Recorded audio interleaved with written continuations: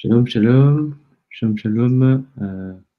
Sikirishadit, Maraka Omni, YouTube, si Omni, Facebook, Hachem, Madir, Shalom, shalom, Marhabakoua, Wanrose, Manaraka, les diffusions, vous allez les Isias, Fatsi, live, Hachem. Shalom, shalom, Abanit, Shoshana. Shalom, shalom, c'est Marie. Shalom, shalom. Shalom, shalom. Nunga zany tsika zao anoy ny tena marina ny toy ny antsoina hoe Shaarei Kedusha araky ny resantsika toetra tsara fa afaka efa natombotsika fa misy cours eo amin'ny raiky amby roapolo sy diso mikasika an'le bokyny olokendry antsoina hoe Rabbi Chaim Vital mpianatry Shaarei Kedusha mikasika ny antsoina hoe Shaarei Kedusha araky ny dikan'ny lohatenin'le boky Shaarei Kedusha dia ny varavaran'ny fahamasinana.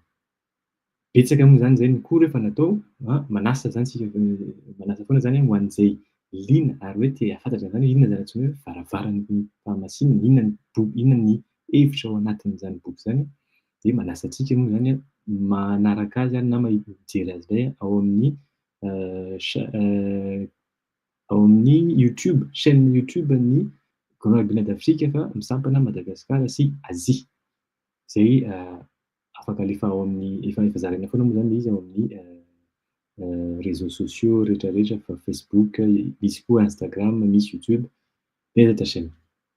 Fa alohan'ny anombohana sy hanohizana ny fampianarana, araky ny fahafantatsika misy vaovao ao anatin'ny Grand Rabbinat d'Afrika mikasika ny antsoina hoe université numérique na fampianarana ny Torah amin'ny numerika zany, efa amin'ny internet. Ny Grand Rabbinat d'Afrika araky ny fantatsika dia nanokatra, efa hanomboka izy zao hanokatra ny toerana anankiray ianarana Torah ary azahoana zany rehefa vita ny atao hoe herintaona dia ny manao lasa mpampianatra Torah. Misy dingana voalohany antsoina hoe more zany na mora raha ohatra ka vehivavy satria izy tsy misafidy na lahy na vavy, afaka miditra anatin'ny fampianarana. Fa ny dingana voalohany zany ao anatin'izay formation zay, zay manao formation ho an'ny zay olona liana amin'ny Torah ary te hahazo an'ilay fitaovana rehetrarehetra ilaina azahoany ny olona anankiray mampianatra ary mampita indray an'ilay fahalalana sy fahendrena azony anatin'ny Torah. Dia mandritra ny herintaona zany ny olo io zay manome cours amin'ny fitaovana be dia be aminy, amin'ny fomba fianarana ny Torah na Torah voasoratra na ny lovatsofina ny Torah, ny tsiambaratelon'ny Torah ary indrindra koa moa ny lalàna, satria ny tanjona aloha dia ny fampitana, fipizarana ny antsoina hoe lalàna. Dia zay zavatra zay lasa hoe araiky kely vetivety fotsiny ny azafady partager l'écran, zavana kely ny écran mikasika an'izay satria izy teo zay. Tia indray publication natao tamin'ny 2020 volana aprily. Misy ilay formation de haut niveau zany, formation amin'ny antsoina hoe université virtuelle du Grand Rabbinat d'Afrique. Dia io zany reto no zavatra ho ianarana, ampianarina ny olona zay liana ary te hiakatra foana zany amin'ny na fahalalana io na fahendrena indrindra, fa afaka izy zany rehefa aveo rehefa mahazo dia hizara lasa mpampianatra. Zay ny dingana voalohany. Fa ny dingana manaraka an'izay raha ohatra ka mbola liana foana zany izy ary tena mety aminy le fampianarana hoe nahazo dia mizara, dia ny tanjona afaka lasa rabbin. Dia ny rabbin koa satria antsoina hoe rabbin mitantana communauté hafa, tsy hoe hafa moa zany fa olona afaka mitantana communauté. Dia formation koa ao anatin'izay, ao anatin'izay zany afaka manao rabbin izy dia tsy mitsahatra eo mihitsy raha ohatra ka ny faniriany indray lasa grand rabbin dia afaka tohizana ihany ilay fianarana. Dia zay zavatra zay zany no resaka kely androany alohantsika hanomboka hianatra an'ilay anohy an'ilay Shaarei Kedusha hoe inona tsara moa zany ilay formation atao. Ny formation atao zany dia reto daholo ny boky sy ny fahalalana izay zarana ao anatin'izay formation zay.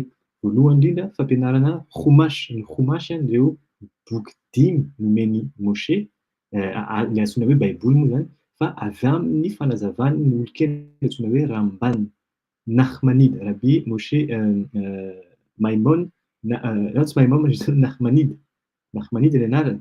Dia izy no io olon-kendro io no iankinana azahoana hianatra ny antsoina hoe chumash. Dia avy eo anatin'ny chumash io koa misy ny antsoina hoe haftara. Haftara indray ny bokin'ireo mpaminany, fa ny fampianarana ny bokin'ireo mpaminany tsy araka ny hoe fampianarana isan'andro satria misy ny antsoina hoe haftara na ny bokin'ny mpaminany tena marina. Rehefa mahay mianatra tsara an'ilay kody ao anatin'ilay tantara dia fantatra hoe inona ny zavatra mitranga eo amin'ny sehatry ny tantaran'ny olombelona tena marina, satria ny tantaran'ny olombelona zavatra mihodinkodina, verimberina ny tantaran'ny olombelona.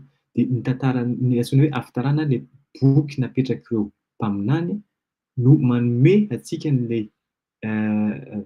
tsy hoe vahaolana zany hoe manome antsika an'ilay information ahafantarana hoe aiza ho aiza zany zao ny tantaran'izao tontolo izao, ny tantaran'ny olombelona eto amin'ity tany ity.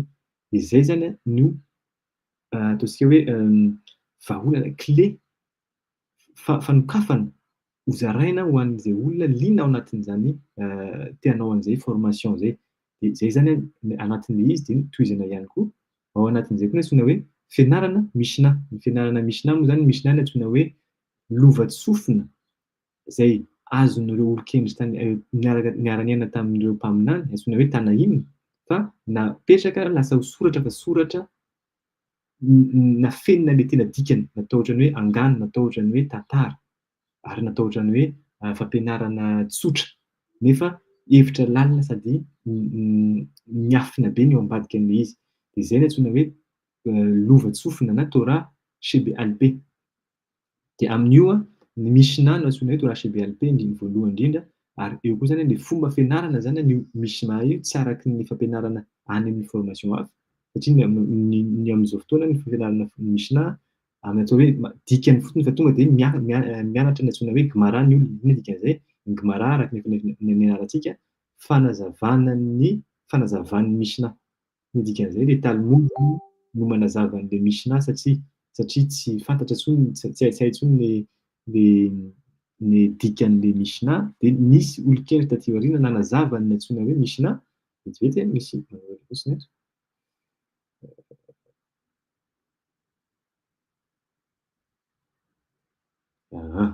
Sorry andefa lien kely vetivety fotsiny azafady misy olona te hiditra ao anatin'ny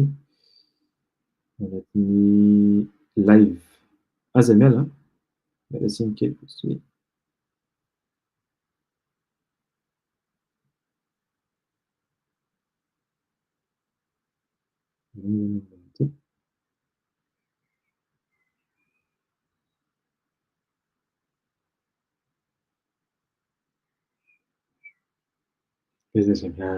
De ny Mishnah zany no ianarana am'le hoe inona zany le tsiambaratelo zay fantatr'ireo olon-kendry tany aloha mahatonga an'jareo hoe nanafina an'le hevitra.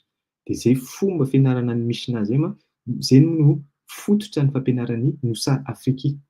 Hoe Nosy Afriky zany anatanteraka ireo lalàna sy ireo tsiambaratelo anatin'ny Torah fa avy am'le fomba fianaran'ny olon-kendry tany aloha, fa tsy le aty aoriana fa hoe nisy nanazava de tena niala tsikelikely fa manalavitra tsikelikely an'ilay hafatra napetraky ireo ray aman-dreny sy olon-dehibe tany aloha, antsoina hoe tanainy. De vita zay de mbola misy ihany koa ny antsoina hoe halachot, tonga de mianatra ny antsoina hoe lalàna miankina amin'ny fampianaran'ny Ben Ishchai. Ben Ishchai araky ny fantatsika olona le olon-kendry, olon-dehibe mpitondra communauté tao Bagdad. Iny efa misy fampianarana maromaro natao fa io zany izy tena mifototra amin'ny antsoina hoe halacha, tena hoe any amin'ny lalàna hoe ty le parasha, ty zany tsy anatin'le fampidiran'le halacha tonga de lalàna zao rehefa amin'ny Shabbat, ohatran'izao rehefa amin'ny andro fety, ohatran'izao rehefa ny voalohan'ny volana, rehefa zao rehefa fadimbolana, ohatran'izao ny antsoina hoe sakafo kasera sy ny sisa. Zany rehetra zany idirana amin'ny espriny ary dinihana tsara.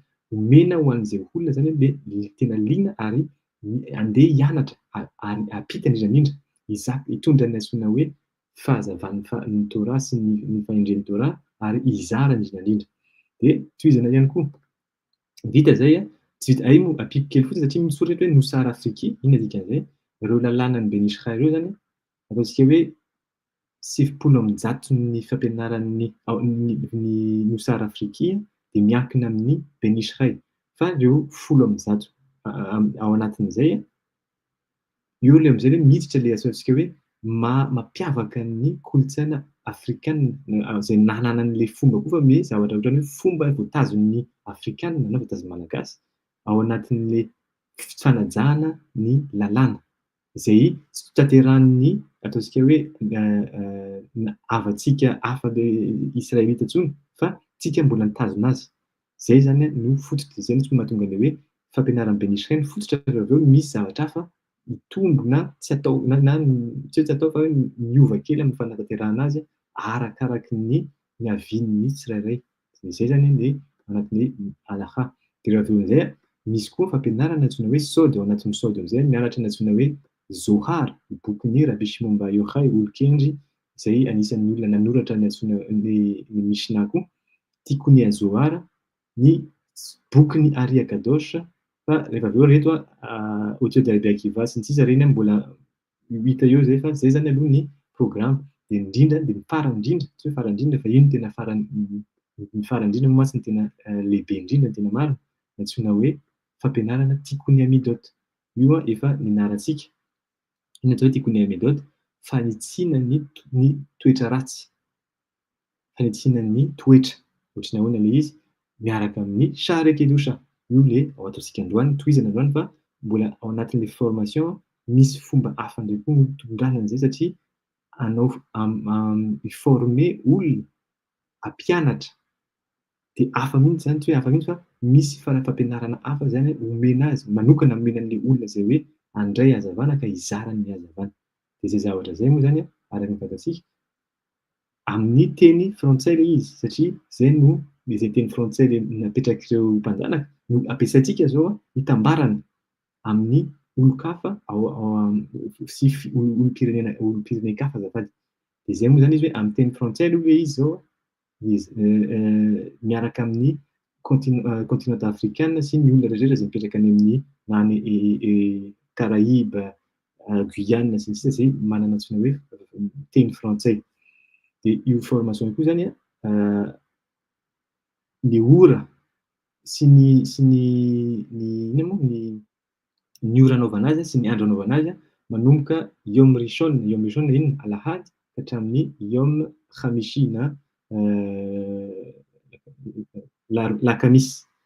De ny ora amin'ny teny frantsay amin'ny 10 ora no manomboka de amin'ny 12 ny vita satria isan'andro zany mila mianatra adiny 2, tsy hoe mila mianatra, zay ny proposition-n'le izy, mianatra adiny 2. De adiny iray misy fampianarana anankiray ohatra hoe chumash, de ny adiny iray manaraka eo ny antsoina hoe haftara sy ny sisa.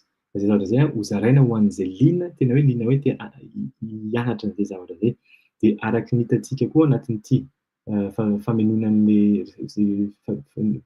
fisoratana anarana ty de misy zany sarany koa le izy satria io zavatra reo zany zay rabanina rehetrarehetra zao no zay no manao an'le fampianarana. Io fampianarana io zany miankina amin'ny isan'ny rabanina, zay zany zao efatra no manome an'le fampianarana ary zay ny tanjona koa hoe anaovana formation ho an'ny olon-kafa. Azahoana koa zany ry zareo mizara indray ny fahalalana Torah.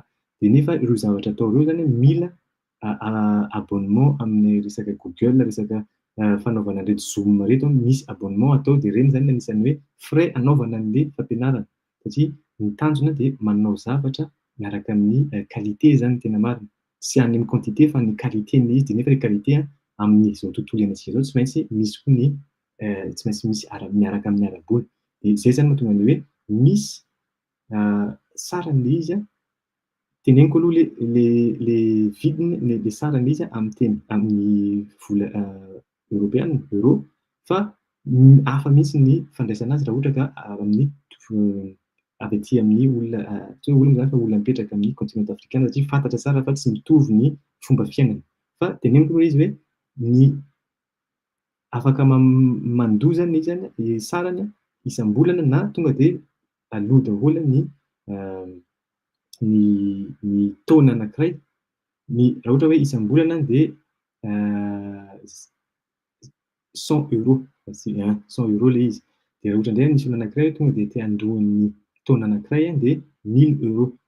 Zay ho an'ny olona zay mipetraka aty ataontsika hoe ampitan'ny ranomasina amin'ny Europe na any États-Unis satria misy koa le izy amin'ny teny anglais ho an'izay olona teny anglais, fa ho an'ny olona amerikana zay manana ataontsika hoe vitan'zareo zany mandoa an'izay. Fa zao am'zay zany resaka ho an'ny afrikana sy ny toerana ataontsika hoe olona zay mipetraka aty amin'ny continent afrikana, ny saran'le izy mbola hodinina hoe ohatrany ahoana satria mila adaptena, mila jerena hoe ohatrany ahoana ny fomba fiainan'ny olona de inona ny vitan'ny olona amin'ny resaka hoe sarany mba tsy hoe ho lasa mavesatra be amin'ny fiainan'le anarahana an'le cours. Satria zao ny tanjon'le izy averina any tsy hoe ho lasa anaovana an'le cours na azahoana an'le sarany ho anay hoe lasa hoe azo vola tsy zay le izy, fa hoe anaovana an'le izy misy mba ho lasa misy qualité ny zavatra de tsy maintsy misy ihany ny antsoina hoe vola miaraka aminy. De zay no tiako tenena hoe raha ohatra ka misy olona liana amin'izay na ao malagasy de afaka ampiana tsara izy hoe jerena aloha hoe inona ny ataontsika hoe ny vidin'le zavatra ho zakan'ny malagasy. De tsy vitan'izay fa misy koa zany zay satria zay mitrandraka foana am'le sponsor, misy olona efa manana telo zany zao manana bourse afaka amena olona zay olona zany tsy afaka mianatra miaraka amintsika fa te anao te hanampy olon-kafa hoe hianatra Torah ho hanampy olona anankiray hianatra Torah. De reny no antsoina hoe sponsor. Afaka zany dinihana tsara zay zavatra zay hoe iza zany tokony azo afaka maka an'ilay hoe bourse fa zay zavatra zay zay liana na lahy io na vavy averiko any tsy misafidy fa zay liana amin'ilay izy tena hoe hianatra tsara hiditra ary hizara de misy bourse azo raisina ary le olona zay ataontsika hoe afaka zay zakan'ny olona amin'ny vola ataontsika hoe ariary zao de azo natao tsara ny mandoa an'izay isam-bolana fa toy zany ny olona liana ary miaraka mianatra anatin'ny programa de moramora ho anay koa no mitady sponsor hanampiana ny olona rehetrarehetra zany mba afaka manatrika foana ary manatrika ny fampianarana ny tena marina. Zay no tsika hoe afatra toy fotsiny hoe zay liana aloha zany zao de tena hoe tia hianatra Torah ary hampianatra ny tanjona ary mety koa raha hoe lasa rabbin na lasa grand rabbin koa tsisy olana mihitsy zany fa ny tanjona de hoe anaovana formation ho an'izay olona liana ao anatin'ny Torah ka hoe te hitondra koa an'ilay hevitra ao anatin'ny hoe fizarana Torah bezata Hashem. Zay zany hoe mifampidirana kely ho an'izay liana mandroata amiko amin'ny messenger na zay manana WhatsApp koa afaka manamatra WhatsApp de dinihana tsara hoe inona moa zany ny azo atao hoe ohatrinona le izy ahora hoe inona ny zakan'le olona sy ny sisa any tsika no resaka de azavaiko amin'ny atsipriany ny ahotrina ahoana fanaovana azy bezata Hashem. Zay zany ny ataontsika hoe fotoana kely izarana ity antsoina hoe formation ity fa tohizana amin'izay zany ny Shaarei Kedusha.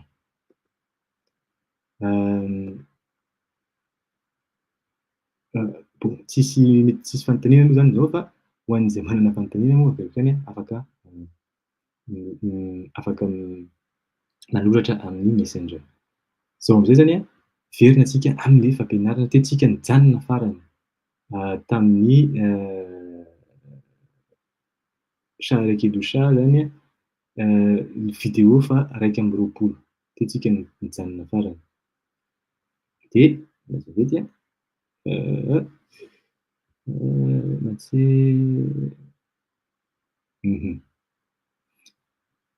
tsika zany zao mbola ao anatin'ilay antsoina hoe fomba fiainan'ny Hassid. Averiko kely fotsiny angambany io mampatsiahivana ny olona antsoina hoe Hassid de ny mampiavaka azy amin'ny antsoina hoe tsadik.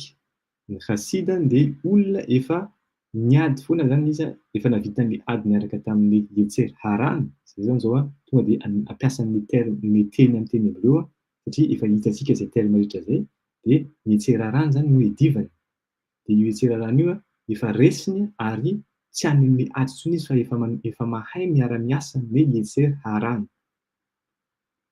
amin'le ataontsika hoe ny fanahy ratsy ao aminy. Io fanahy io mantsy izy ihany fa mizara roa tsika mizara roa ny tsara sy ny ratsy. De ny ratsy le manosika foana antsika amin'ny hanatanteraka ny sitrapo sy hanosika antsika koa andika fady ny fanahintsika anankiray zay. Tsara indray manosika antsika foana ny any amin'ny lalana ataontsika hoe ny fahendrena ary ny fanatonana an'ilay nahary Hashem. De reny le ady ao anatin'ny olona anankiray antsoina hoe tsadik na olo-marina. Olo marina zany miady izy ary resy impito fa lavo impito izy fa mitsangana koa izy impito. Zay no antsoina hoe tsadik. Atsika zao efa amin'ilay dingana manaraka ao aorianan'izay le hoe Hassid. Hassid zany olona avy amin'ny hoe chesed fanaovana asa soa. Ny olona manao asa soa zany antsoina hoe olona mpizara nahazo fahasoavana de mizara fahasoavana. Zay le resantsika teo koa mikasika an'le formation lasa mpampianatra satria ny tanjona ny tena marina rehefa tena hoe te hiakatra ny dingana ara-panahy rehefa nahazo hazavana na nahazo zavatra na inona io nomen'ny olona de ny andrasan'ny olona nahazo ny mizara. Lasa indray zany no lasa hoe hampianatra raha ohatra ka mpianatra izy de lasa hampianatra indray. Zay no antsoina hoe chesed na Hassid. Ny olona zany antsoina hoe chesed na manao asa soa, feno asa soa dia olona zany efa navitan'le ady eo amin'le ilany tsara sy ny ilany ratsy ao anatin'ny fanahy de miakatra amin'izay izy amin'izay foana tsy hisy ady intsony ataony fa afaka miara-miasa izy amin'ny fanahy hitany antsointsika hoe ratsy sy ny fanahy antsoina hoe tsara. De zay le dikany hoe Hassid. De misy fomba fiainan'ny olona Hassid io zay efa nijerentsika ary dinitsika tamin'ny hoe koro manomboka amin'ny 70 ka hatramin'ny 120 eo angamba ny isan'ny vidéo. Le numéron'ny vidéo azafady. Any efa dinitsika izy fa zao zany tsika hanohy hoe ohatrany ahoana indray, inona zany le zavatra hafa mampiavaka ny antsoina hoe Hassid. De tohizantsika eto zany le izy, ny fahafolo. بآخر شيء يتبلل لها ميخائيل الحايل ركبها et torateha lishma. Efa ndraisaka zany izy hoe le olona antsoina hoe Hassid zany le hoe matory amin'ny tapany voalohany alina. De rehefa avy eo mifoha amin'ny tapak'alina, manao tikony chatzot, zay rehetra zay fahitantsika, manao sy ny sisa de rehefa avy eo mianatra Torah de tonga ny andro ny vanim-potoana anaovana tefila mivavaka. De mivavaka shaharit izy de vita iny de zay tsika zany zao eto am'zay dingana zay. Zay ny antsoina hoe fiainan'ny Hassid. De hoe akharaka rehefa vita izy izy mivavaka nataony zay amin'ny ezaka avy amin'ny hery be dia be satria zay ny mampa-Hassid azy de mila manokana fotoana tena hoe natokana le fotoana amin'ny fianarana Torah. Fa tsy hoe fianarana Torah misy tanjony ao ambadika fa fianarana Torah lishma amin'ny anarana. Iny dikan'izay tsy ho anao, tsy ho antsika ny anarana ny Torah fa ho an'le fitiavana le Hashem izay nanome antsika ny Torah. Satria mantsy misy dingana anankiroa ny fianarana Torah. Shalom shalom Rabbi Ishai, shalom shalom. Shalom shalom, shalom shalom Rabbi. De zay zany teneniny hoe mila zany mamesaka fotoana foana ao amin'ny olona antsoina hoe Hassid ny fianarana Torah. Fa ohatrany ahoana ozy izy lishma ho an'ny Torah, ho an'le nahary ny anarana azy fa tsy hoe tia hanatra Torah satria misy zavatra andrasako ao ambadika. Ohatra zao hoe anisan'ny Torah tsy lishma, fantatro fa rehefa mianatra Torah za de midina ny fahasoavana de hahazo vola, midina ny fahasoavana de mahazo hery, midina ny fahasoavana de ho salama. Zay fomba fampiasana sy fianarana Torah zay tsy lishma, tsy ho amin'ny Torah fa ho an'ny tena, ny tena marina. Zay ny dingana voalohany. Ny dingana faharoa avo kokoa nohozay, ny dingana voalohany zay zany antsoina hoe tsadika koa ny tena marina no manao an'izay. Ny antsoina hoe tsadika na olo marina rehefa mianatra Torah izy satria izy ao amin'ny vanim-potoana iadivany amin'ny etserarana de indraindray izy lava. De izy zany tsy te ho lava de aleo hianatra Torah kely am'zay miakatra kely am'zay noho ny hery. Azahoako indray miady ary manasika an'ilay etserara miady atao. De zay zavatra zay antsoina hoe dingana voalohany amin'ny fianarana Torah. Mbola tsy lishma le izy fa mbola ilaina amin'ny fiainana. Marary za, reraka za sy ny sisa de mila mianatra kely aloha de miakatra kely indray ny hazavana. De dingana ny Hassid ao izy any amin'ny hoe na marary ary za, na tsisy vola ary za, na tsy manana fahefana ary za, na mezan'iza ary za, na miasa koa ary za, na eo ny vola na tsy rehetrarehetra mitranga eo amin'ny fiainana izy tsy mampiova ny inona ny fianarana Torah, tsy miala mihitsy le fianarana limody Torah lishma. Zay le hoe aza izy teo kava ny limody Torah de tsy mihetsika mihitsy na inona mitranga eo amin'ny fiainana antsoina hoe Hassid. Lo tachnifu velo tamir oto afilo al yede ones. De averina ary amafisiny Rabbi Chaim Vital tsara le izy. Io vanim-potoana natokana ianarana Torah io izy de tsy hihetsika mihitsy, tsy hovana toerana na hoe atao hoe anasa aloha ahembotra kely sady tsy ahembotra no tsy hovana ny toerana ny fotoana ianarana azy. Efa nitenenina hoe eto ka hatreto mianatra tsy mihetsika intsony zay. De hoy izy na de misy zavatra ataontsika hoe ohatrany hoe sanatria zany hoe tampoka nitranga teo amin'ny tamin'izany andro zany de hoy izy zay le hoe afilo na de aliede honest avy amin'ny zavatra tampoka nitranga. Rehefa niteny ianao hoe zay tsy fa zay ny fiainan'ny Hassid moa tena marina. Ny Hassid zany na inona nitranga, zavatra tsy nandrasana fa tonga tampoka, tsy miova mihitsy hozy izy ny fotoana zay petrany hoe eto ka hatreto za mianatra Torah, tsy miova io ary tsy miala mihitsy.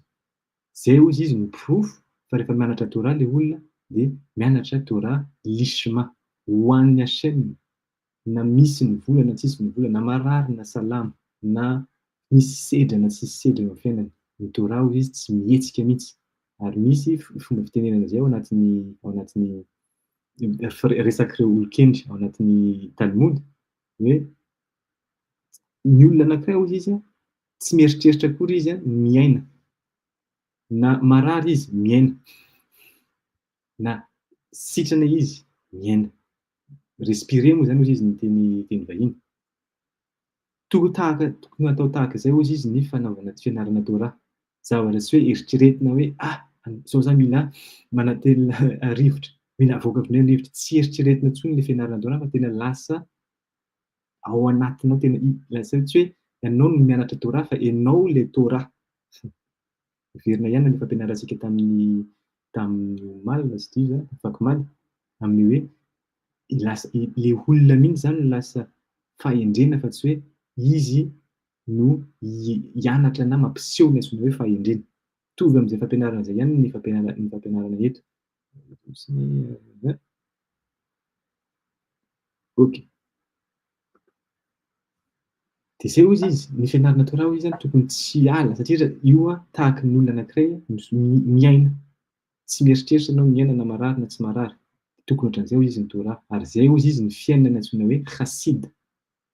وبإسخار زي يرأى على إلهيم بتسيون شعريم شعريم متسويانيم بمتبتا de rakia. Dia ny zava-tsoa hozy izy azon'izany olona manana an'izany dikana zany rehefa manao an'izany hoe fihetsika zany hoe na inona mitranga eo foana ny Torah dia mahazo ny antsoina hoe tahotra n'ilay Elohim Betsion. Kôdy io. Elohim anarana mifandray amin'ny antsoina hoe Bina. Betsion, Tsion indray toerana any amin'ny antsoina hoe Yesod. Fa tsy afaka mandeha lalina zay za fa ataoko ohatran'izay hotsiny ilay izy ho an'izay mahazo azy na zay dia mahazo azy aloha amin'izao. Fa mbola hotrandrana zay notion zay fa hozy izy hoe misy tahotra zany any, inona dikan'izay? Voatandrina zany reto Elohim, antsoina hoe Elohim any Tsion. Rehefa voatandrina mantsy ireny hozy izy dia misokatra ho azy hozy izy ny Shearim, ny varavarana misy lanjany, Metsoim, varavarana lehibe, ataontsika ohatran'izay angambany, varavarana lehibe izay any amin'ny tontolo avo, any amin'ny Rekia, any amin'ny habakabaka. Tontolo avo dikan'izay. Ireo kôdy satria olona manao an'izay hozy izy zany tena marina mahazo fampianarana avy amin'ny tontolo tsy eto, mahazo Hidushim. Inona dikany hoe Hidushim? Zava-baovao amin'ny fahazahoana ny fiainana eto sy ny fiainana any amin'ny tsy hita maso. Izay dingana izay no mila fantarina fa rehefa ny olona anankiray misy mantsy ny lalàna zao. Tsy hoe ny lalàna fa na anatin'ny pirkei avot ary hozy izy ase lecha rav. Manamboara hozy izy ho anao mpampianatra rav, manoro lalànanao. Dikan'izay ny lalàna zany eto hatramin'izao amin'izay dingana izay ny olona anankiray efa te-hianatra Torah tsy maintsy manana maître izy. Izay ny fanombohana. Manana olona mitarika azy, manana olona mananatra azy, manana olona manoro azy ny lalana tokony atao sy amin'ny fahendrena sy amin'ny fahalalàna. Izay no fiainana ny olona rehetrarehetra rehefa manomboka hianatra eto amin'ity tontolo ity. Misy mpampianatra. Izay koa mahatonga ny hoe ny ankizy tsy maintsy miaraka misy ray aman-dreny teo aloha ary izay ny asan'ny ray aman-dreny amin'ny ankizy. Izay koa ny asan'ny mpampianatra amin'ny mpianatra sy ny sisa sy ny sisa. Dia rehefa avy eo misy amin'izay ny dingana any rehefa nohy tsara hoe mahay amin'izay zany hoe fantatra tsara ny antsoina hoe ny olona mpampianatra dia ny olona mianatra. Samy mahafantatra ny dingana ary miakatra koa zany ny mpianatra na lasa mpampianatra izy. Dikan'izay misy dingana antsoina hoe Hassid. Ilay Hassid hozy izy tsy voatery intsony zany io mpampianatra io manana maître manoro azy. Fa ino? Maître nanoro lalana azy any amin'ny tontolo hafa izy zao. Tontolo avo be.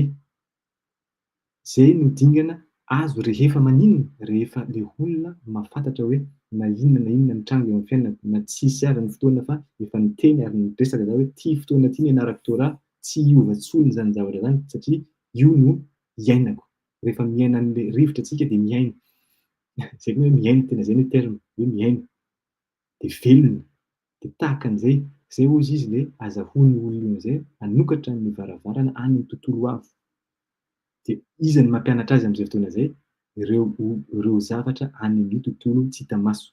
Ary indrindrandrindra rehefa tonga amin'izay Hassid miara-mianatra amin'ny Akadosh Baruch Hu, amin'ny Hashem, amin'ilay nahary, tonga dia ilay nahary ny vatana no mampianatra amin'izay fotoana izay tsy misy tsony hoe ase le harav, tsy hoe tsy misy tsony, misy le izy hoe manaovanao ravy ho anao na maître anao, fa iza le maître anao? Ilay tompony izay tompo rehetra, tompo lehibe indrindra.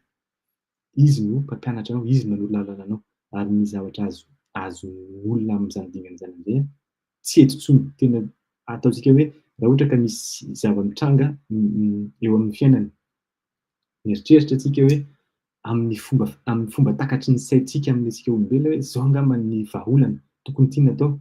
Rehefa tonga amin'izay dingana izay ilay olona, zavatra hafa tsy ho tsakatry ny sain'ny olombelona mianetona hoe aika ohatran'izao ilay izy. Zany mihevitra hoe rehetra ihany ny fanaovana azy ka misy fomba hafa hanatanterahana an'ilay izy na hanamboarana an'ilay zavatra. Dia iny no dingana mahazo Kedusha, zava-baovao. Zay no tonga hoe Kedusha avy any ihany.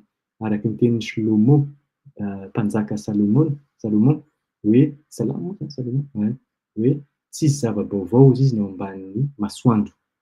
Fa dikan'izay ao ambony masoandro feno zava-baovao. Ireny zavatra baovao any ambony masoandro ireny tratrarina. Fa tsy ilay zavatra efa hita hatramin'izay hoe eto ambanin'ny masoandro efa ny anarana izy zany tsy vaovao intsony ilay izy raha ohatra efa teo. Zava-baovao zany mila miakatrano, mila mahazo an'izany toerana amin'ny tontolo feno zava-baovao zany. Dia any no mampidina indray zava-baovao eto. Dia raha ohatra hoe hatramin'izay zao no nampianarina, aika ity misy zavatra vaovao afaka anaovana tsy hoe zavatra hafa, fa tohizana ilay fampianarana efa hatramin'izay avoazina lasa vaovao. Dia hoy izy Shaarei Kedusha, car tis od se udatecha pat bemalach u maim meshora ki tzadik ochel leshovea nafsho lekiyum nefesh. Rehefa vita hoy izy zavatra rehetra izay zany satria mianatra Torah foana zany izy rehefa navita tefila navim-bavaka, dia aza adiny koa hoy izy ny vatanao. Satria sao dia hoe any ianao mivavaka mianatra Torah dia adininao ny manome hery ny vatanao izy. Mila misakafo anao, mila manao seuda. Satria ny vatana miaraka amin'ny fanahy no mila ampiakarina fa tsy hoe fanahy fotsiny na hoe vatana fotsiny. Izy roa indray esaina hoe fehezina moa zany ary ao ampiakarina ho lasa dingana avo. Dia zay no mahatonga ny teny hoe dia rehefa avy eo izy andana amin'izay mihinana na mikarakara sakafo, fa inona izy ny sakafo hohaninao kosa? Hoe tsy hoe sakafo izay tianao rehetrarehetra fa izy ho an'ny Hassid io avy eo koa dingana efa avo be zany.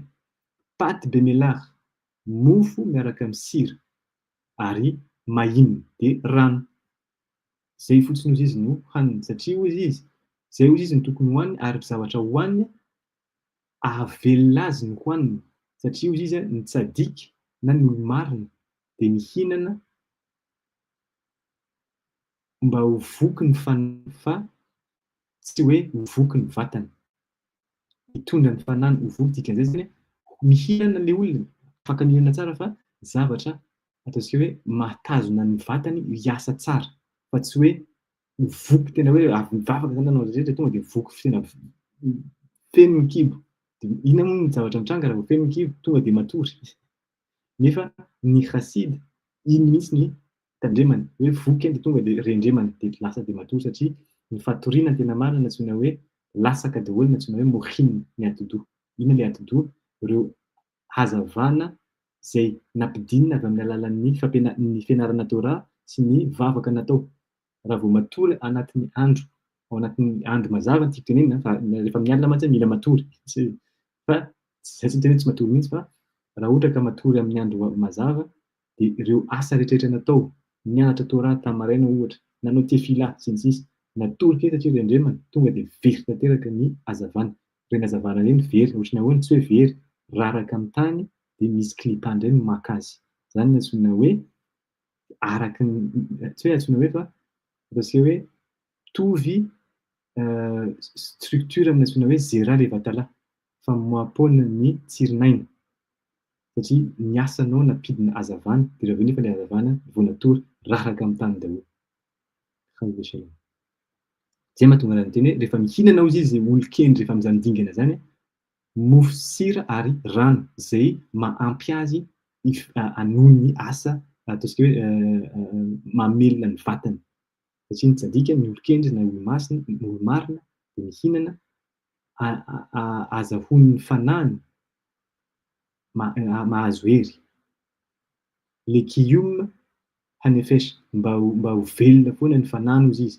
Mamelona fanahy zany le sakafon'ny olon-kendry fa tsy hoe mamelona vatana lasa zay. Afaka am'zay le shemsa le hiota khazak le avodato hita barah. Fa na zany hozy izy de tsy maintsy amin'ny le shemsa mahima ihany hozy izy no anaovana nanatanterahana reo asa ho an'le nahary. Ino dikan'izany? Rehefa vita zany avy misakafo le olona de manao birika tamazona satria avy nihinana mofo de afaka miasa izy zay koa le izy. Tsy hoe rehefa mianatra Torah de ny anao hoe dingana Hassid de tsy miasa intsony. Zany fa anatin'ny Torah de anatin'ny Torah. Afaka miasa tsara izy fa zao fotsiny tandremana. Rehefa miasa izy miasa satria ho an'le nahary ihany no anaovany le asa. Tsy le tahotra an'le patron no zay manome volan'ny olona isam-bolana no ananana rehefa hiasa fa tahotra an'le nahary satria fantatra fa le patron dia voafidin'ny le nahary Hashem hanome azahoana an'ilay zavatsoa tombontsoa ny soa zay tokony ho azo. De zay hozy izy mahatonga an'azy na de hiasa ary le olona de tsy maintsy tandremana ihany hoe miasa fa Hashem no ao ambadika. כמו שכתוב araky ny misaotra anatin'ny Mishle בכל דרכיך דעו ועמוד באימה על שולחנך הנמשל אל המזבח כי על שולחן המלך אותה אוכל. Naveriny koa izy ao anatin'ny Mishle indrindra azafady rehefa misakafo koa izy zany le olona de tokony hoe misy fomba fahalalam-pomba rehefa misakafo. Fantaro izy fa araka ny voasoratra any amin'ny Mishle fa hoe izy amin'ny zavatra rehetra ataonao izy de mila mahafantatra daho fantatrao fa mode be ema mitsangana anao ary mijoro miaraka amin'ny tahotra lehibe al shulchan eo amin'ny latabatra hisakafoananao satria hozy izy maninona tahaka ny hihinana iaraka amin'ilay mpanjaka anankiray anao. Tena zay hozy izy zany ny teneny hoe ny fahalalam-pomba eo am-pisakafoanana miankina amin'inona aveza zay fomba malagasy zay sady fomba anatin'ny Torah koa le izy avy amin'ny hoe rehefa mipetraka amin'ny latabatra anao hozy izy ny mpanjaka Shlomo indrindra ny tena zay anatin'ny Mishle de fantaro tahaka ny tsy hoe tahaka eo mihitsy ilay mpanjaka. Anao zany nasain'le mpanjaka hiaraka hisakafo eo amin'ny latabatra misy azy. Voalohany indrindra rehefa fantatra zay zavatra zay ny fiakanjo ary de efa tokony tandremana. Tsy tokony manana akanjo mamoaka ataontsika hoe tsy manome haja satria zany latabatra miaraka misakafo amin'ny latabatra misy mpanjaka zany haja no hita eo. Ny haja amin'ny fihetsika, haja amin'ny fiteny ary haja am-pisakafoanana. Fa manaja an'izy an'ilay mpanjaka. Zay no antsoina hoe fahalalam-pomba rehefa eo am-pisakafoanana. Iza zany ilay hipetrahanao, iza manana an'izay statut antsoina hoe mpanjaka zay eo amin'ny latabatra ohatra ka amin'izao fotoana izao ny antsoina hoe Baal Habayit, ilay tompo-trano, loha-tokantrano, izy no mpanjaka amin'izay fotoana zay. Tiako tenena hoe izy no manana an'ilay hoe satroboninahitra amin'izay fotoana zay. De ny fihetsika ao anatin'izany amin'izany vanim-potoana zany fanajana an'ilay mpanjaka. Zay zavatra roso eo misy hajany satria le mpanjaka no nanasanao miditra anatin'ny fanjakana. Ina le fanjakana? Le tokantrano. Zany rehetrarehetra zany hozy izy tandremana tsara. ary tokony tsy adino satria zay ozy izy le fihetsika ny olona mendrika no ajana zany zavatra zany ozy izy. Eo amin'ny fisakafoanana dia miara-misakafo amin'ny mpanjaka anao. Ok. Zay zany le fihetsikan'le olona antsoina hoe Hassid, fa manana ny dingana zavatra rehetra ataony zany mitodika amin'ny olon-kafa izy fa tsy ao aminy intsony. Tsisy zavatra andrasany amin'ny zavatra ataony hoe rehefa anao an'izao zany satria ahazo tombotsoa na mba tsy ho voakapoka. Tsy ahazo sazy dia aleoko aloha hanaraka an'ilay lalàna. Tsy antsony izy, rehefa hoe ataony ilay lalàna, ajany ilay lalàna satria tiany ilay olona ilay nahary na ilay Hashem nametraka an'ilay lalàna. Dia tohizina ihany. Le andraso aloha. Sao dia misy fanontaniana aloha hatramin'izao. Fantatro hoe akory Rabanita Shoshana fa tsy afaka miditra amin'ny studio satria ohatran'ny hoe appareil non connecté hoy izy. Fa bezata Hashem. Sao dia misy fanontaniana ao amin'ny Rabi Ishai. Bezrat Hashem mazava tsara, Bezrat Hashem. Misy fanontaniana aty. Shalom. Na miasa, na mihinana, na mitafy zany dia ohatran'ny hoe akaikinao io foana Hashem. Mankasitraka amin'ny fanontaniana. Afaka tonga dia asorina mihitsy ary ilay hoe ohatran'ny hoe. Satria Hashem raha ohatra ka zavatra efa hitantsika tany amin'ny voalohany tamin'ny Shaarei Kedusha, izy inona ilay mamelona ny antsoina hoe nefesh atsikhlit na ilay fanahy misaina. Manome heran'ny fanahy misaina io ny antsoina hoe yodke vavke, anarany Hashem. Zay ny antsoina hoe Hashem ilay anarana. Na inona ny ataontsika zany na aizatsika na maninona na maninona. Na maninona na maninona dia tsy ilay menaka magaga no raisina fa ilay anarana Hashem no manaraka antsika foana n'aiza n'aiza. Ao anatintsika dikan'izay matoa zany ny olona anankiray mahavita mandika lalàna satria matoa izy na vita manao an'izay nasorona na tsy nifandray tamin'ny anarana Hashem ao anatiny izy. Tapaka zany ny fandraisana dia tena hoe miala lavitra, miataka ny yodke vavke ilay olona. Dia zay vao mahavita manao an'ilay fihetsika. Fa raha fantany amin'ny andro aman'alina zany hoe ao anatiny foana yodke vavke na maninona izy na maninona dia zay ilay ny ahafantarana zany fa ny olona anankiray mahay mifandray amin'ny yodke vavke, jerena izy hoe ny fihetsiny ve misy haja, ny fihetsiny ve mendrika, ny fihetsiny ve motina, ny fomba fiteniny ve misy haja, ny fomba fiteniny ve mendrika, ny fomba fiteniny ve motina, ary ny fomba fisainany ve mendrika ny hajaina, ny fomba fisainany ve mendrika fotsiny na fomba fisainany ve hafa. Zay raha vao zay zany jerena, averina any tsy hoe hitsarana olona fa ahafantarana hoe ilay olona zany zao eto no misy azy raha ohatra ka mangataka fanampiana izy dia fantatra zany hoe aiza no tondrana an'ilay olona amin'izay fotoana zay. Fa mankasitraka zany ilay fanontaniana Rabanita Shoshana hoe zay zany ilay izy hoe ny olona mifandray foana amin'ny Hashem, zay foana ilay izy tena marina satria Hashem ao foana. Tokony hita taratra zany. Misy hajany, manome haja, manome voninahitra an'ilay anarana Hashem amin'ny fihetsika, fiteny sy fisainana. Mahita teo. Ok. Tohizana indray zany. Ulemaan yihe shulchan mizbeach kapara lechaper avonotecha me'it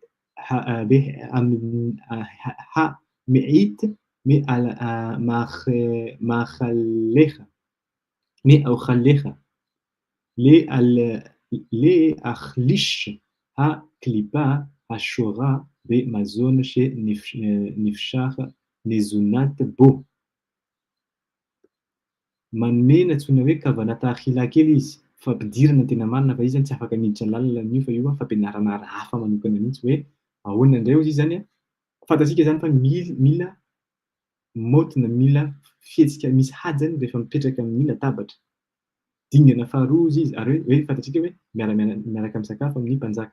Ny faharoa rehefa hisakafo ilay olona mila fantany aloha hoe inona tsara no antsoina hoe latabatra.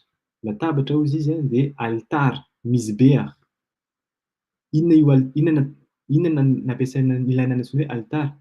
Anaovana ny kapara, sorona, ano moa zany? Solon'ny otana tao, le chaper manamboatra, tsy hoe manamboatra fa mividy an'ilay zavatra tsy nentina tao. Inona zany tenenin'io izy? Fantaro fa le latabatra no antsoina hoe altara dia ilay biby atao sorona analana an'ilay otan'ilay olona mitondra amin'ny otana taony. Ireo sakafo hohaninao ireo izy izy. Ireo ilay anamboarana an'ilay otanao. Zay zany tena zay abehaim vital eto jereo. Rehaper avonoteha, anamboarana sy hovidiny, solon'ny avonoteha, ny otanao. Be hamehita be ohaleha. Zay ataontsika hoe izay hita taratra ao anatin'ilay sakafo hohaninao izy izy. Satria ireo ilay sorona zany ilay sakafo io. Le achlisha aklipa dia dikan'izay koa hoe rehefa mikavana azy zany dia hoe fantatrao zany fa reto zavatra reto ireo sakafo ireo dia anamboatra, amboarina izy na sorona ary anamaivana ny antsoina hoe klipa na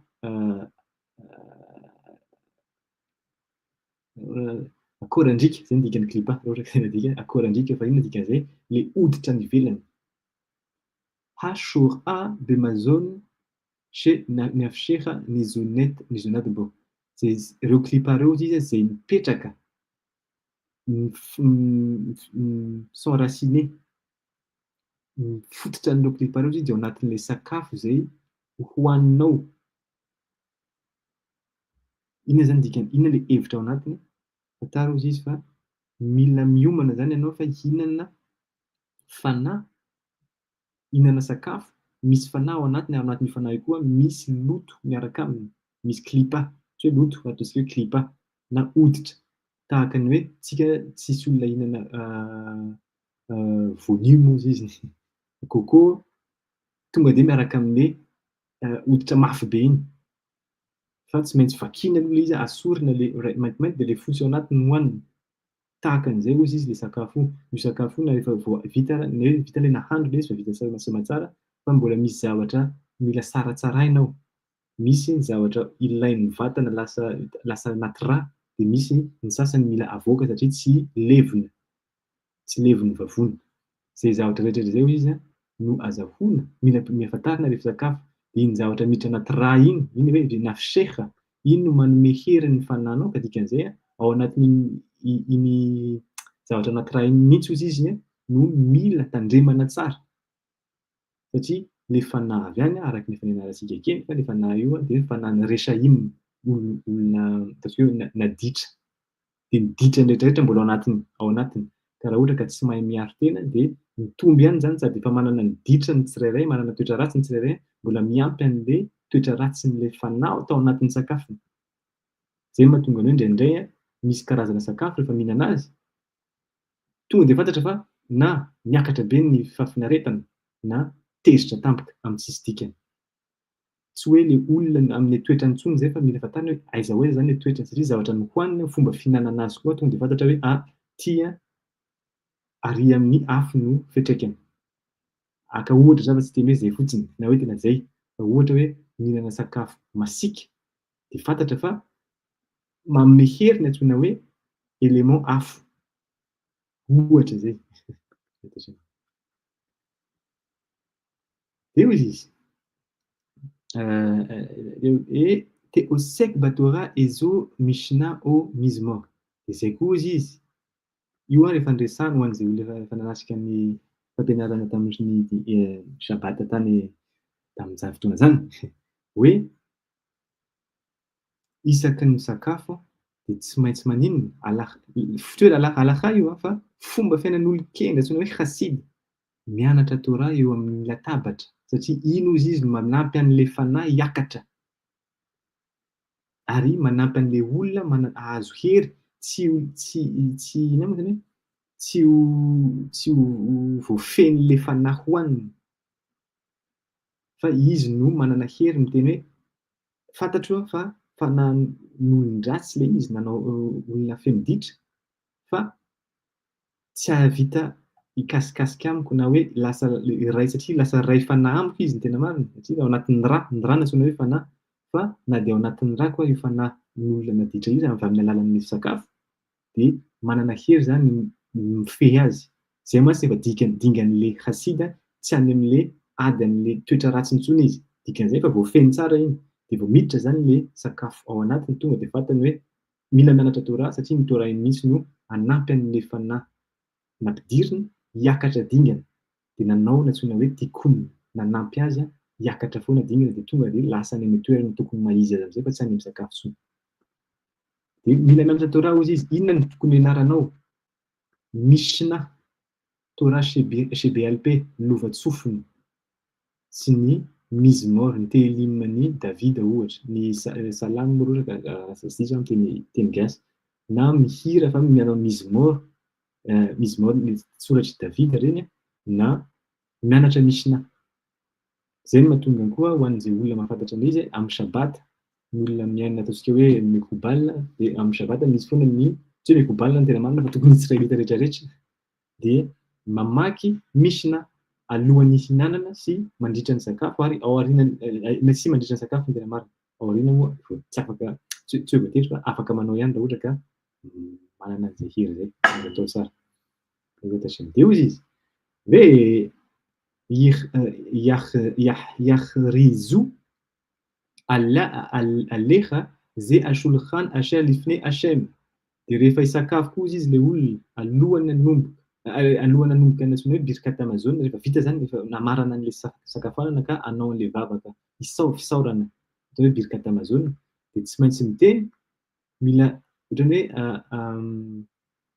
hoe tondrona le latabatra, dia miteny hoe ze hashulchan asher lifnei Hashem, ito ilay latabatra izay eo anatrehany Hashem. Lifnei Hashem, ina dikan'izay, teo zany le mpanjaka, eo izy, eo iodike vavike, izay nisolo tenany amin'izay fotoana zay averiko ihany, fa ilay loha tokantrano, Baal Bait nisolo tenan'ilay mpanjaka.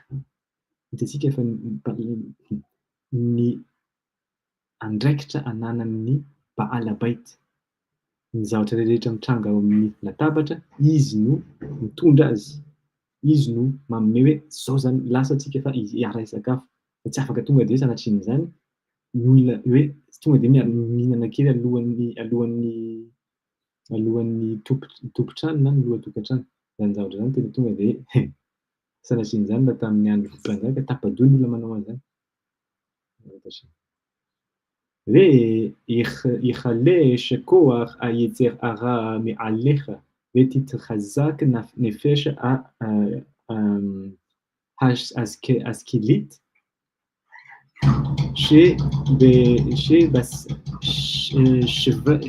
שבך על ידי התורה שהיא מזון על הנפש הזו גם היא.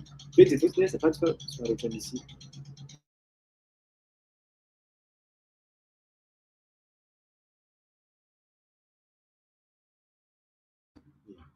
Asina sy maramitra ny tabatabakely. Dia izao koa izy, rehefa ataonao izy zavatra rehetra zay zany, misy fihetsika mendrika rehefa hisakafo, fahalalam-pomba eo amin'ny fisakafoanana, ny fomba fisakafoanana, misy an'izay fifantohana zay alohan'ny sakafo, fa tsy tonga dia mihazakazaka hihinana, fa misy fifehezan-tena amin'izay vanim-potoana zay. Tsy vitan'izay fa mianatra Torah eo am-pisakafoanana, dia zay hozy izy, zay zavatra rehetra zay no rehefa atao dia vomay malefaka, manala hery n'ilay hetseraraha. Io ito le kôdy anankiray mila, tsy hoe kôdy moa zany fa hafatra lehibe. Raha ohatra ka misy olona anankiray te hiady amin'ny hetserarahana, hoe za tena vonona za zao miady, fa tsy haiko hoe inona nataoko azahoako andresena an'izany hetseraraha zany. Ty zavatra ataontsika ohatran'ny hoe mora kely na hoe tsotra kely ny teny anazy, valiny zany a mahaiza misakafo, mahaiza ahoana zany hoe mahaiza amin'ny teny hebreo indray izy azo fa amin'ny teny gasy mahaiza mionona na tsy zay mahaiza mahalala mipetraka tsara rehefa eo amin'ny latabatra, zay angamba no anaovako azy. Mahalala mianarany ny fahalalam-pomba eo amin'ny mpisakafoanana. De mety misy olona miteny inona ny idiran'ny atoko amin'ny hatserara sy ny fomba fisakafoanako? Eo izy, afaka tenenina, petraha aloha, ino tsara. Fa misy hevitra lalina be zay. Satria afaka hazavana izy raha ohatra ka vonona izy no nianatra, fa raha ohatra ka hoe fomba fametrahan'ny fanontaniana tonga de hoe tsisy an'izany, de zay fotsiny hoe zay no antsoina hoe torohevitran'ny olona anankiray izay nianatra avy amin'ny olon-kenda antsoina hoe rabe Kraim-Vital. Afaka manaraka anao, afaka tsy manaraka anao, tsisy olana fa nanontany torohevitra ianao de namena valiny. Ianao no hanao asa tsy hanao satria ny tena marina. Eo mihitsy no azahoana hozy izy manamora, mampalefaka an'ilay herin'ny hatserara. Inona? Reo zavatra reo no atao, tsy mila zavatra, tsy mila, tsy voatery anao manao fifadikanana tsy haiko 7 andro sanatria ny 7 andro, tsy hany mihitsy hozy izy le Kraim-Vital. Azo atao zay amin'ny asa hafa manokana, fa ho an'ny olona te hiady amin'ny hatserara azafady, mba ho lasa malefaka ny heriny, zay fotsiny hozy izy.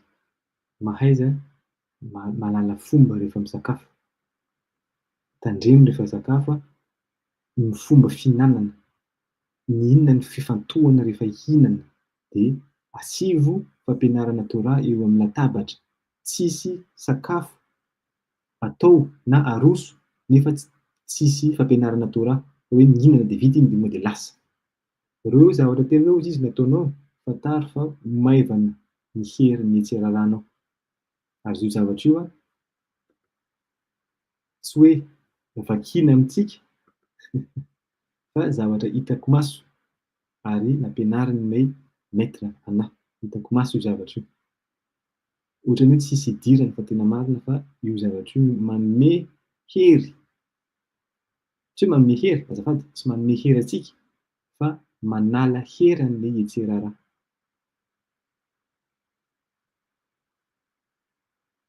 Ny hatserara moa zany ny heriny avy amin'ireo éléments efatra zay niresahantsika. Zay fotsiny, zay tsy hiditra lalana intsony fa afaka mandinika an'izay ny tsirairay amin'izay zavatra zay. Tandremo ny fomba fahalalam-pomba eo am-pisakafoanana, de asio Torah foana, zay hozy izy. De koa אחרי הצהרה, מעליך ותתחזק נפש השכלית שבך. Tsy vitany hoe manala herin'ny hatserara hozy izy, zany zavatra zany, fa titkhazak, memahery ilay fanahy misaina, nefesha tsirility io no niresantsika teo hoe ao anatin'io nefesha tsirility io no misy ahitana an'ilay hoe iody kevavy kely anarana Shem. Dikan'izay toy isika manao an'ilay zay zavatra zay de miaina ny antsoina hoe ny herin'ny hatserara, de mitombo koa ny anarana Shem. Dikan'izay rehefa manao mitzvah tsika de le Shem Shamaim amin'ny anaran'ilay anarany Hashem nanaovana azy avy eo, satria memahery ilay iody kevavy kely ao anatintsika. Aliede atora shehu sheima zao shel anefesh hazo gamki, de zay fotsiny hozy izy ny azahoan'le nefesh sikhlit na le fanahy misaina hery avy amin'le fianarana Torah eo am-pisakafoanana, ny mampalefaka an'ilay hatseraratsika ilay fahalalam-pomba sy fanajana ny fombafomba rehefa eo amin'ny pisakafoanana, ny fihetsika, ny fomba fitsako, ny tsy fijerijerevana ny vilia sy ny sakafo n'olon-kafa, ny zavatra eo anaty ihany no nalaina. Zany lalàna rehetrarehetra zany fa maninona misy ohatran'ny hoe fifehezan-tena hafa, de maninona koa za raha mijery olona misakafo ary, jereko ny fomba zany rehetra zany hoe rehefa atao hozy izy zay ka voatazona anao tsara, io mihitsy ianao no tena miady amin'ny antsoina hoe hetsera-rà ny tena marina. Ary le malefaka izy rehefa voafehinao zay rehetrarehetra zay. Zay ny dingana voalohany. Dingana faharoa, andananjay nanatao raha de am'zay zany sady mampalefaka an'ity no mampahery an'ity. Zay ny tanjona, zay no azahoan'ny Hassid na ny olon-kena antsoina hoe mpifehy fomba mpanao asa soa ny afaka mandresy foana an'ny hetsera-rany ary tsy vitan'izay fa lasa miara-miasa, afaka miara-miasa mihitsy ary izy amin'ny dingana, am'zany dingana zany mivezitatry. Eo izy. Allez, ok. Vezay an'efesh gamzy. De zay zany le izy hoe io passage kely ohatran'ny tsisy tsy azahoantsika hoe sanatry ny drany tsisy dikany fa lalina de lalina io fampianaran'ny Mikhail Vital eto ity. Lalina dia lalina ary zay ataontsika hoe ray ampaharivon'ny zavatra azontsika resahana fotsiny zay. Efa be dia be nefa le izy. De vita indray iny a, misy fanontaniana ve sa mazava koa hatram'izao?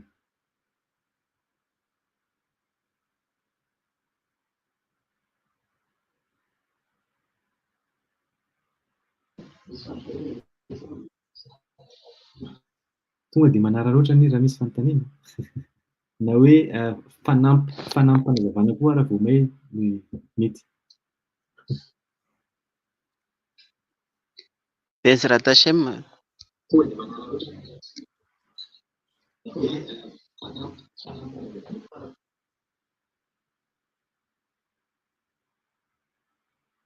Ay, bezrata Hashem. Io misy fanontaniana ny Abany Shoshana ko satria moa zany eo am-pisakafoanana no hoe ampalefaka ny hetsera-rà. Tsy aleo ve zany prolongena ny ora hijanonana eo ambony latabatra? Hoe hitarina zany ny fomba ny sakafo. Ay, ohatran'izao le izy. Tsara le fanontaniana fa misy ahoana nazavaintsika an'izy? Ny fotoana apetraka na hoe fotoana hisakafoanana voalohany indrindra araka ny resantsika, ilay mpanjaka no miteny hoe zao ka hatram'izao. Rehefa miteny ny mpanjaka hoe vita zay fa andao hanao birkat amazone de manaraka ny rehetrarehetra. Voalohany indrindra zany a rehefa misakafo zay koa anisan'ny fahalalam-pomba, mila mijery na mila mahay hoe aiza ho aiza le ataontsika hoe aiza ho aiza misy an'le mpanjaka.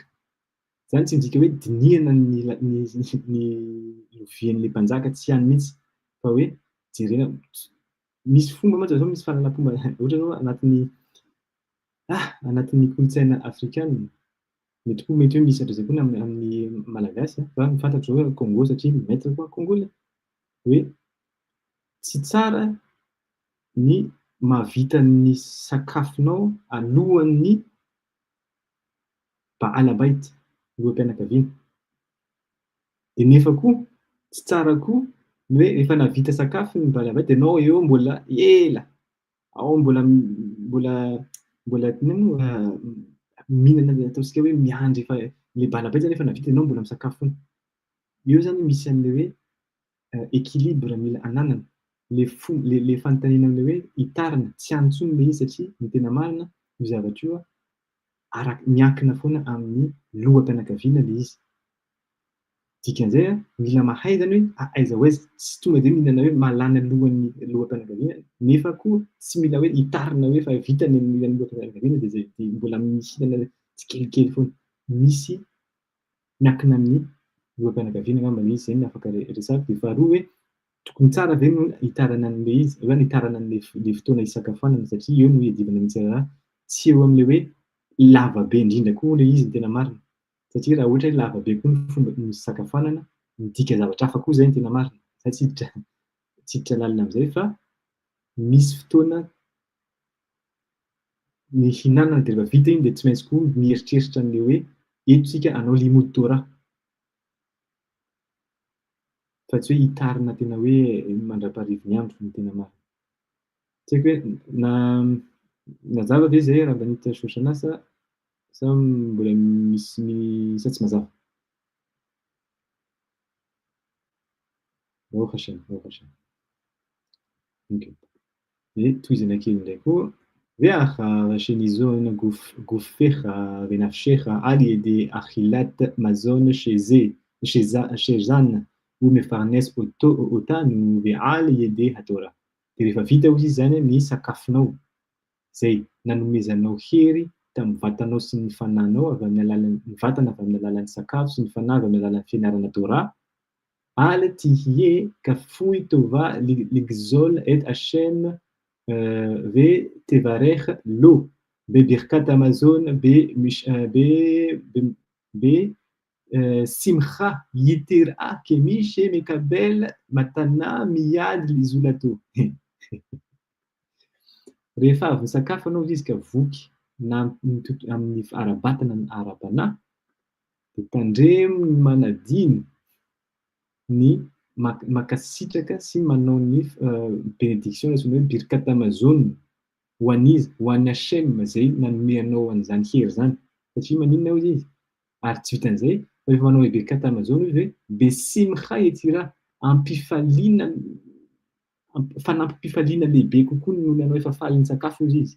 Tokony misy fifaliana zany ny fanaovana birkat amazon. Zay zavatra ataontsika hoe anisan'ny zavatra tsy hoe ataontsika faranjaingana indrindra na tsy ataontsika hoe tsy rarahina le birkat amazon, ohatran'ny hoe mahakamo mihitsy ara tena masina satria lava be ny birkat amazon. Ohatran'ny hoe vita iny voky dia dia ataoko izay faranjaingana. Hozy izy arabe chaîne vitale maka fotoana ary ataovam-pifaliana le fisaorana satria nahazo hery ara-panahy sy ara-batana avy amin'ilay nahary dia maka mihitsy fotoana vakio tsara ilay izy hozy izy be simcha. Tahaka an'ilay olona zay nahazo fanomezana matana avy amin'ny tanan'ny zolato, tanan'ny mpiray-tam-po aminy tena marina. Ohatra hoe zolato. Izy anefa mpiray-tam-po izy ilay manome azy. Afaka resantsika io amin'ny dingana olombelona samy olombelona ilay nanasa. Fanomezam-boninahitra an'ilay nanasa koa ilay fanaovana an'ilay birkat amazon. Dia tsy vitan'izay fa araka ao amin'ny fifandraisan'ny olombelona sy ilay nahary koa dia fanomezam-boninahitra an'ilay nahary. וזהו שאומרים בברכת נודה לך. זהו איז לטננטיקה לפעמים bénédiction faharoa node lecha makatu makasitraka anao ve'al toratecha shelimadtanu ve'al achinat mazon she'ata zan mefanes otanu. Io dia zavatra vakitsika amin'ny node lecha indrindra amin'ny bénédiction faharoa. Io izy בשחר זה יפתח אוצרות הטוב אליך ותתפרנס מידו הרחבה תמיד. Kibondraiky koa misy torohevitra na ataontsika hoe vatosoa zarainy rabe Chaim Vital. Tantara hozy izy ho an'ny olona ataontsika ny ankamaroan'ny olombelona zay matahotra ny tsy ho ampy vola na te hahazo vola. Parnasa. Inona ny tokony ataony? Hoe ohatra hoe misy olona anankiray manatona anao, manatona ny rabin, misy olana mihitsy zany miresaka parnasa fa tena tsy tonga ny ataontsika hoe ny tsisy mihitsy tsy mandeha mihitsy ny tsena. Misy torohevitra be dia be mantsy zao azontsika afrikanina malagasy manana ny kolontsaina misy torohevitra tonga dia hoe za mila an'izao, mila an'ity hazo ity, ataoko aty, sy dia mandeha tsara ny tsena. Misy zay retasena. Raha manatona rabin avy amin'ny Osara Afriky, tsy tonga dia ihany no tsy hany mihitsy no tena marina, tsy tonga dia ihany tsy hany mihitsy no hanomezana ny torohevitra an'ilay olona fa any amin'ny hoe tena izay no tatianao, aza adino birkat amazon. Rehefa avy misakafo anao andana manao ny antsoina hoe birkat amazon. Satria inona hozy izy Shaarei Kedusha, io birkat amazon io no azahoanao valisoa manokatra an'ireo zavatra sarobidy tsara, otserot hatov na trésor, les bons trésors amin'ny teny vazaha, teny frantsay. Eleha ho anao ary indrindra titre parnes manome anao ny antsoina hoe parnasa. Inona le parnasa? Zavatsoa. Zavatsoa hiainana eto amin'ity tontolo ity ny antsoina hoe parnasa. Ny parnasa ao anatin'izay ny antsoina hoe fahasalamana, ny ankizy ary ny azahoana ivelomana eto amin'ity tontolo ity. Ao anatin'izay ny sakafo, ny vola sy ny sisa. Dia izay hozy izy no azahoanao manokatra an'ilay varavarana feno an'izany zavatra hoe parnasa zany, miado dia aro latsaka eo ampelantananao izay zavatra izay hozy izy, ary havata midy ary ary hitondra ary hitazona anao tsy ho atao hoe hitazona an'ilay fahasoavana azonao ao ampelantananao. Ahoana moa tena izay amin'ny teny gasy fotsiny?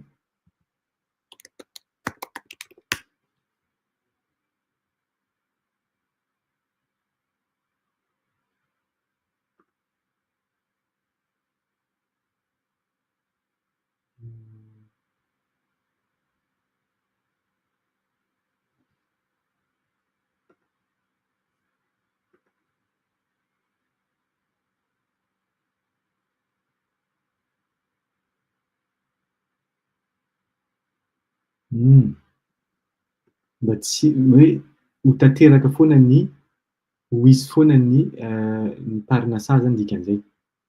Ho hisy foana, tamidy. Tsy hisy hoe misy fotoana hoe tsy ampy ny parnasa. Satria maninona? Izay ilay torohevitry ilay rabbin hoe izaho rabbin misy olana ara-bola. Hay! Izao no teneniko anao, ndana manao birkat amazone ary azadiny mihitsy ny manao an'izay.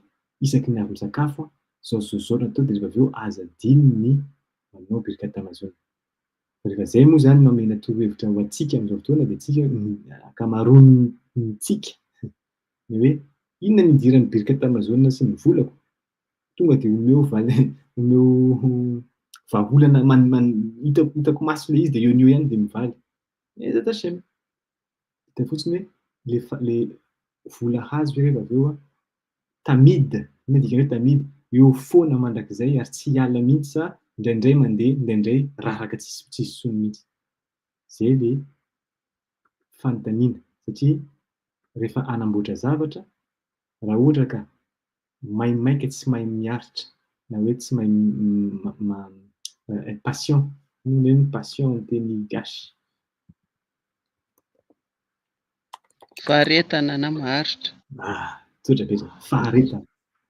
Tsisy faharetana fa tonga dia hoe mila valy amin'izao dia izao, dia mila manaiky koa zany hoe io zavatra azo amin'io tsy fahananana ny faharetana izay dia ho very vetivety koa.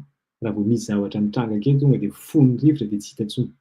Fa ny tanjony ny olona anankiray misy fahendrena hoe inona ny zavatra hoe amin'izay fidingana izay, hoe ametraka azy tamida izay always mandrakizay. Tena hoe fantatrao fa tsy maintsy misy foana ny parnasa miditra ao na tiana na tsy tiana, misy foana io. Inona no anaovan'ilay izy? Zavatra atao tsikelikely. Inona? Birkat amazone aorianan'ny sakafo. Na misy inona tsy maintsy misy foana, maintsy tafiditra eo ampelantananao izay no tena hoe tafiditra eo ampelantananao. N'inona? Parnasa, miado. Verina ihany ireo olonkenindreo tsy miteniteny zavatra fahatany. Tsy hoe sanatria izany hoe zesitiavana hoe izany ilay mahay an'izao. Tsy resaka zesta io. Tsy resaka fampisehoana io fa resaka fahamarinana. Fa ny antsika fotsiny hoe sao dia mba avo loatra ary ilay teny tsotra ka averintsika hoe tsisy dikany.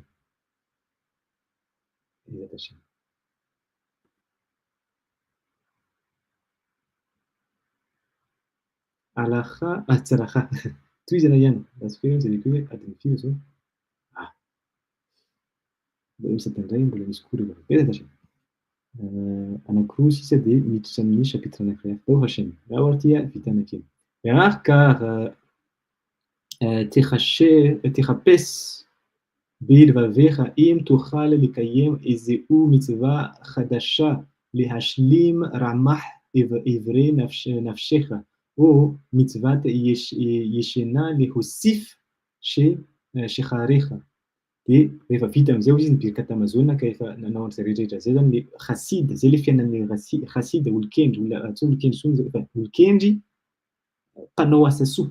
Dia iny nataony miezaka izy zany isan'andro manatanteraka ray amin'eo 7,750 didy na fomba satria mijivaty positif zay misy ao anatin'ny Torah. Miezaka zany izy isan'andro manao iny mitzva chadasha, mitzva vaovao.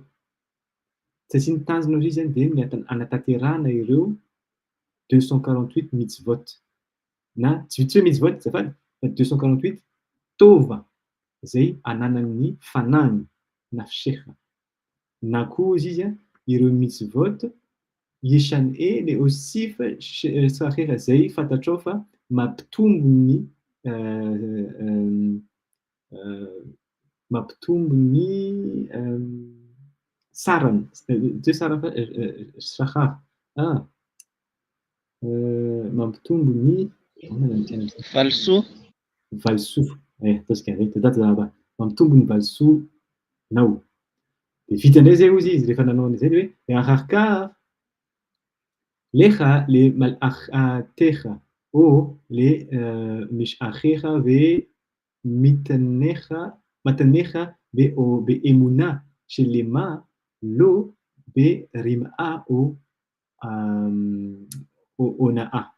Dia rehefa vita am'zay zay rehetrarehetra zay zany dia ny fiainan'le Hassid dia hoe afaka manao miasa mandeha am'izay izy le olona manao ny asa ohatra ny olona rehetrarehetra fa tadidiny ao anatin'ny sain'le olona zay fotsiny hoe limshar matanecha be emuna, ary rehefa manao an'le asa izy dia feno fahatokisana emuna amin'izy amin'ilay tsy hoe fahatokisana fahatokisana tanteraka satria vita daholo ny asa ataontsika ny tokony atao amin'ny resaka na ara-batana na ara-panahy dia andana am'izay izy miasa tsy hisy olana intsony mihitsy, tsy hoe tsisy olana hoe mahatoky anao fa ahavita tsara ny asanao ary anatanteraka an'izay zavatra tokony tanterahanao amin'io asa ataonao io. Lo berima ary andikandikany hoe berima ahoana ny teneniny ato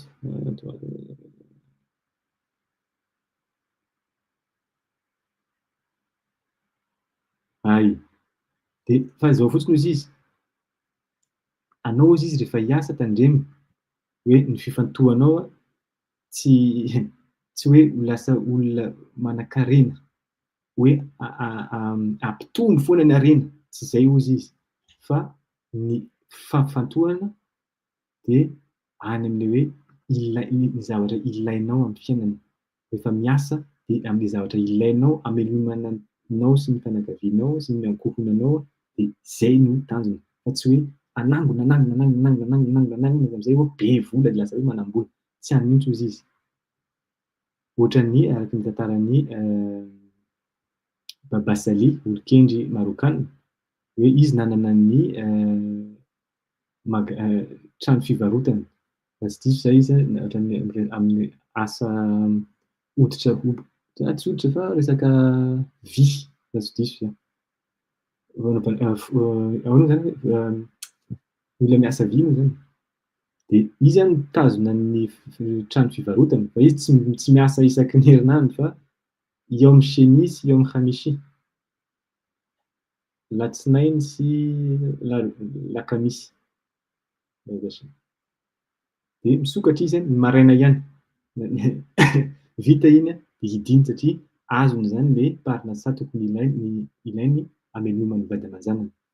Ary mila fantarina fa izy manambady 4 na 5 raha tsy diso. Dia mila velomina daholo zany. Fa maninona moa izy hoe miasa kely fotsiny zay satria fantatry ny communauté jios sy eran-tany ny fahendreny sy ny hasiny. Dia feno olona mandefa fanampiana ohatran'ny hoe tsidaka ho anazy. Izy amina million no azony vola alefan'olona.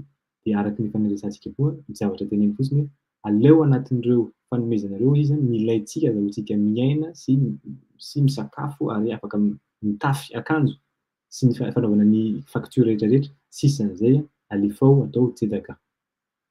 Zany fiainan'ny Hassid. Zany mora ny tantarana an'izany fa rehefa tonga mantsy ny vola eo amin'izay le hita hoe aiza ho aiza tsara le nianarana ny Shaarei Kedusha ve ataontsika hoe style sa tena izy. Satria rehefa tonga ny vola tonga dia somary mivadika kely izay ny atidoha. Tsy hita intsony ny zavatra nianarana fa lasa manenjika vola sisa. Tsy manenjika vola fa ny vola no nahazo antsika. Tonga dia tratrany. Zany dingana zany tsy ho azo vetivety. Raha ohatra ka izay koa ny anisan'ny torohevitra eto hoe raha ohatra ka te hahazo an'izay hery hoe tsy ny vola no mampivadika ny atidoha fa vola no voafehy dia tandremo izy zany le asa ataonao ary tsy vitan'izay le fomba nazahoanao ny vola avy amin'ny antsoina hoe brikata amazonina, ilay varavarana feno vatosoa sy zavatra sarobidy nosokafanao avy amin'ny alalan'ny brikata amazonina no hanome anao parnasa na vola fa avy amin'ny ilan'ny feno kedusha feno Hassid. Dia iny vola miaraka avy amin'ny ilan'ny kedusha iny tsy iny mihitsy no hampiakatra anao amin'ilay fitiavam-bola. Ny ahafantarana koa ny tena marina, izay mbola tsy niresahantsika iny izay fa androany zany resaka an'izay fa ny vola izay mampiakatra ny fitiavam-bola tonga dia fantatra fa avy amin'ny ilan'ny tsisy hasina zany, vola maloto no mahatonga ny olona tratra ny antsoina hoe tia hanaraka vola foana hoe manangana te vola. Tonga ny ataontsika hoe isan'andro fa tsisy ny vola dia olon-kendry. Tonga ny vola tonga dia paritaka lasa adala.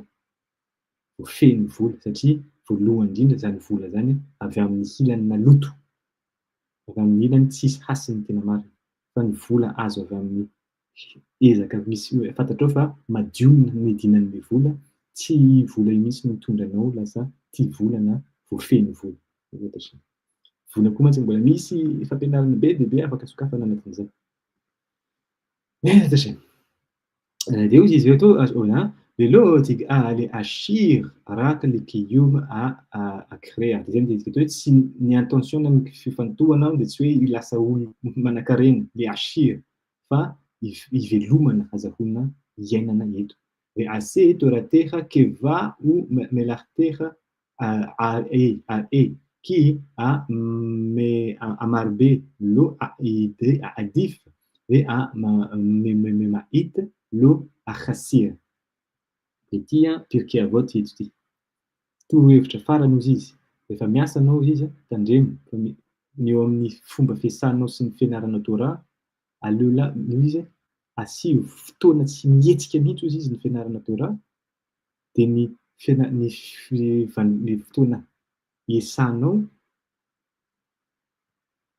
izay sisa tavela eo amin'ny fotoana nianaranao Torah no iasana. Fa tsy ny famadika amin'izay. Tsy hoe rehefa miasa zany dia tsy azoko tiana fa izay fotoana kely hitako hoe ianarako Torah, eto zany anaovako ny Torah. Izay mantsy no fataontsika. Izay no zava-misy amin'izao fotoana. Zavatra ilay hoe ny Torah no tokony mitondra ny fiainana fa tsy ny zavatra hafa. Ny Torah tsy mihetsika. Izay vanim-potoana ananana ao aorianany rehefa hoe fantatra fa mianatra Torah, iny no iasana. Fa tsika satria miara-miaina miaraka amin'ny patron sy ny sisa sy ny société, ireo no manome ny fomba fiainana. Rehefa miteny ny patron amin'ny 8 hatramin'izao anao miasa dia ino zany? Dia entsika vao miteny hoe rehefa avy miasa za dia inona moa zany no ora omeko ny Torah? Aleo ataoko ataontsika hoe adiny iray aty dia mety. Efa navita. Za tsy miteny hoe tsy mety. Tsy za miteny an'izay. Efa izy izay fa ny torohevitra ny olon-kendry raha ohatra ka te ho lasa Hassid hoy izy dia olona. Ase Torah keva ataovy ora tsy mihetsika ary be dia be ny tena dikan'izay ny fianarana Torah ary ny asanao melarteha ary dikan'izay tombony nampiana teo ao aorianan'ny fampianarana Torah.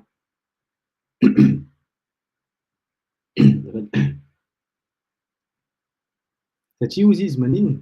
Ki amarbe lo edif ve meetim lo Hassid. Satria rehefa izay hozy izy nataon'ilay olona dia izay ezaka lehibe nataon'ilay olona tsy ho very mihitsy, tsy ho very mihitsy ary zay zavatra kely ataontsika hoe le ora kely nataony amin'ny asany dia tsy mahatsapa tena mihitsy izy hoe tsy ampy. Inona ny dikan'izany? Rehefa ny Torah no natao ataontsika hoe taolan-tehezana amin'ny fiainana dia le ezaka lehibe nataonao iny tsy ho raraka mihitsy ary le zavatra kely nataonao ohatra hoe niasa kely fotsiny araka nataony baba Samy, niasa kely fotsiny izy dia iny ozy izy tsy afaka miteny mihitsy ianao hoe tsy ampy le vola satria le vola nataonao iny satria le Torah nataonao taolan-tehezana dia ampy anao tsara iny, tsy afaka miteny ianao hoe tsy ampy. Fa inona no mahatonga an'le olona miteny hoe miasa kely ve zay fotsiny ve ny ora niasanao dia iny fotsiny vola azonao dia mitaintaina satria tsy ampy le vola satria iny mivadika tanteraka le zavatra. Ny taolan-tehezana na le zavatra mifehy antsika isan'andro tsy ny Torah fa le patron miteny anao hoe zao no ora iasana dia manaraka tsara. Dikan'izay iny zany no atao tehezana dia inona ozy iny, inona zavatra mitranga zay ezaka be nataonao mandritra ny valo ora niasana tany iny inona indray ny zavatra mitranga tonga dia tsy ampy. Zay raha zany ny fony maraina hatramin'ny hariva tany amin'ny embouteillage zao fotsiny ny azo. Lôjika be tsy mahataitra mihitsy zany satria zavatra hafa no nataonao eo ampovoan'ny fiainana fa tsy Torah. Dia mitaintaina ary ny zavatra kely zay ezaka natao dia ohatran'ny hoe tonga dia mahatsapa foana tsy ampy. Torohevitra be ato, mahafinaritra. Lo Hassid tsy mahatsapa an'izany hoe tsy ampy zany mihitsy ozy izy.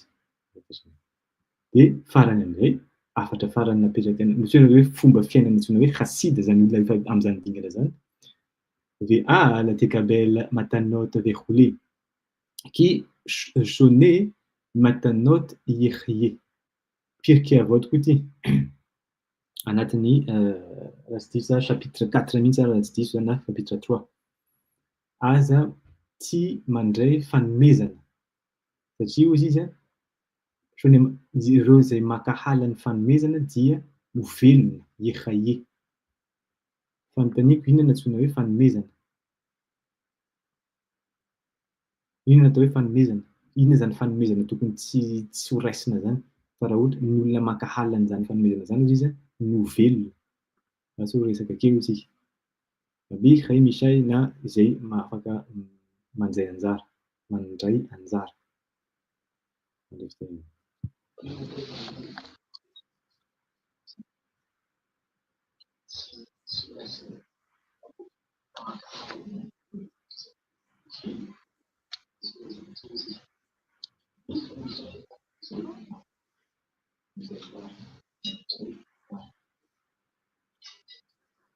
Mety hoe Bezra Tashem mety hoe zavatra omena amin'ny tsisy antony hoe inona na inona ve fa omena fotsiny amin'izao ve zany? Maka ohatra hoe maheno ve? Ohatran'ny tsy marelaela ihany zay vao tonga ny valiny fa maheno tsara.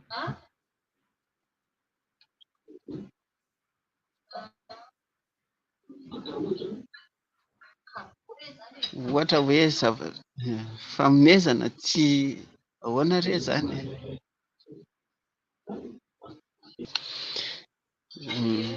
Ahoana re zany anaovana ohatran'izany? Omena fotsiny.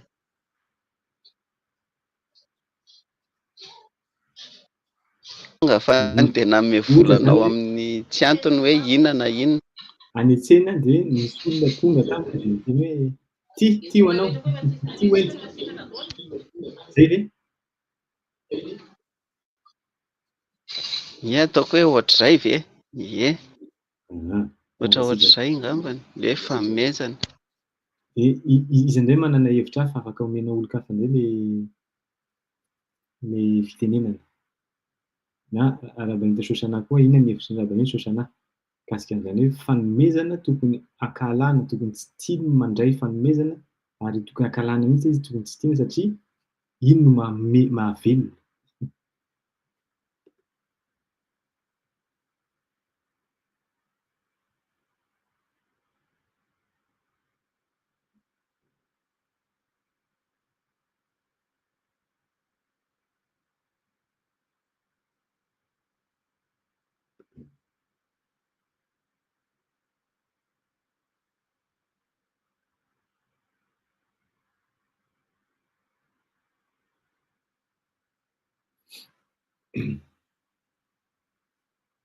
Tasy.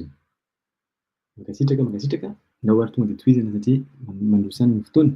Fa ohatran'izao le izy.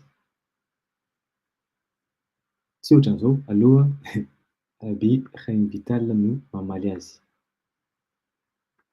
Zarahina faran'ny écran de am'zay vita soa tsara ty zavatra ty. Hoy izy: ve Hachem morish ou ma'ashir ve ou anoten lecha koa la asot chail. Satria hozy izy fantatrao tsara ary fantatra fa Hachem no manome ary manala, na Hachem no mampahanitra ary mahanitra na mampanakarena. Ary izy no nanome anao hery amin'ny la asot chail, amin'ny fanatanterahana, amin'ny ezaka mafy. Inona zany tiany tenena eo? Le matanao resahana eto aka ohatra hoe ny mpitondra filoham-pirenena ny tenin'ny vahoaka: ndao mankaty fa omena fanampiana anareo, ndao hiaraka ataontsika hoe rehefa zay mahay zay te hifidy de mahazo an'izao. Misy fanantenana, misy fanomezana, omena, olona manome azy hoe ty ho anao. De mitavandra, tsy hoe mitavandra fa miankina am'le fanomezana. Ohatra anankiray hafa, misy olona manana ataontsika hoe tia tanindrazana, manana ny fomba te hitondra an'le hoe maha-malagasy mandala fomba de te hitondra an'zany hoe hevitra zany. De tonga ny dikan'izay moa zany tsy maintsy foana manohatra kely amin'ny mpitondram-panjakana satria ireo manana ny intérêt-ny. Tsy intérêt ao anatin'ny intérêt-ny mpitondram-panjakana amin'izao fotoana mihitsy ny hametrahana ny fomba malagasy ho lasa iny no votoatin'ny fitondrana ny vahoaka malagasy. De am'izay fotoana zay inona nataony? Ndao ary fa tsara be zany hevitra izy. Fa mena volana ianao de azahoanao manana toerana anankiray, azahoanao mizara tsara ny fahalalanao sy le hevitranao satria tena tsara be zany. Nalaina ary noraisina le vola. Zay no antsoina hoe fanomezana. Inona hoy izy dikan'izay? Tsy velona intsony ianao. Zay le fanomezana eto. Mila ankalana lavitra hozy izy zay fanomezana zay satria rehefa manao an'izay ianao, zay no voafasoina hoe velona, olombelona.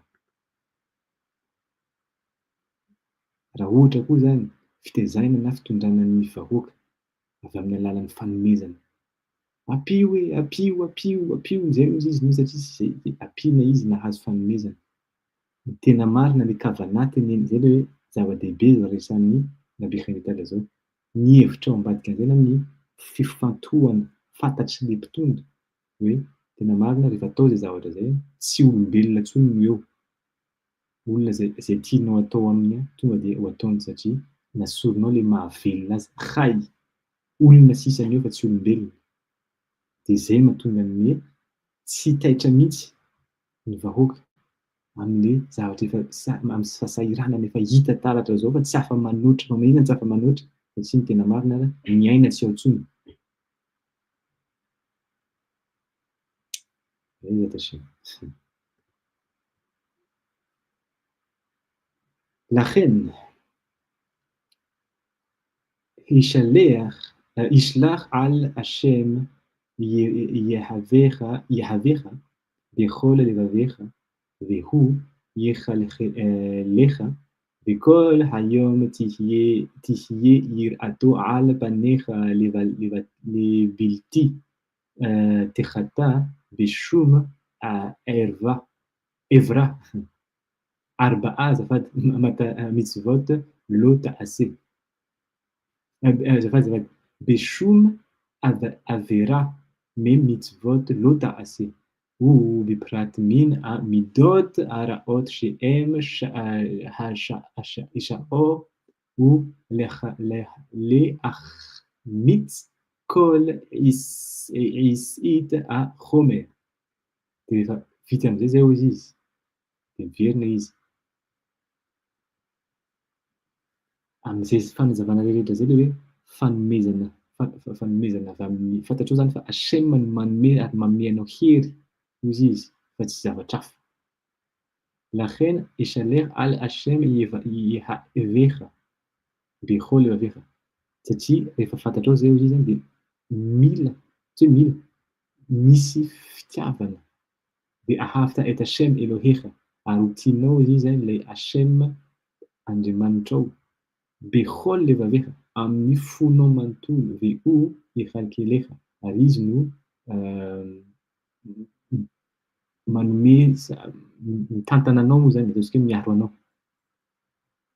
Fa maninona izy ny tena zay satria ny tena marina mahatonga ny tsika manaiky fanomezana avy ohatran'izay ary lasa hoe tratran'le fandrika amin'le hoe tsy tia fanomezana satria voalohany indrindra tsy ao le finoana emona amin'izy Hashem ary tsisy ny tena marina ny fitiavana ny Hashem amin'ny fo manontolo zay vakitsika isan'andro amin'ny antsoina hoe kriyat shema Israel ve after Hashem voateny foana fa tena marina teny fotsiny le izy fa tsy miaraka amin'ny ao anaty tsy ao anaty le izy fa any ivelany fotsiny tena marina.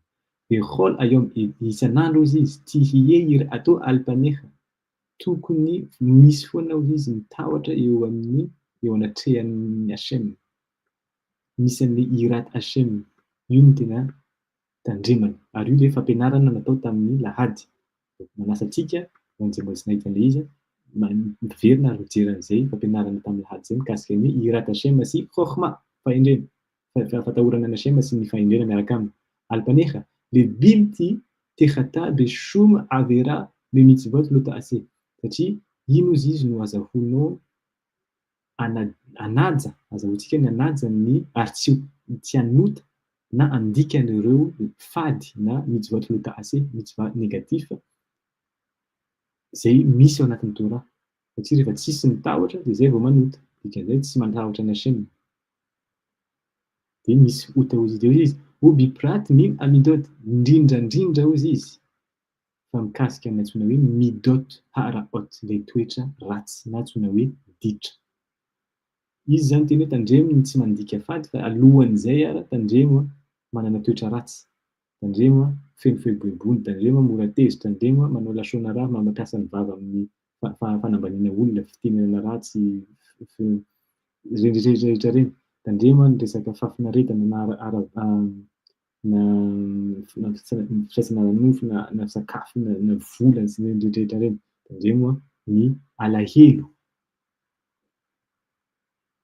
Zany rehetra zany hozy izy ino mihitsy indrindrandrindra no tena tandremana hozy izy shem haseor ule achametz kol isat hachomer satria ireo no antsoina hoe ino seor ve chametz.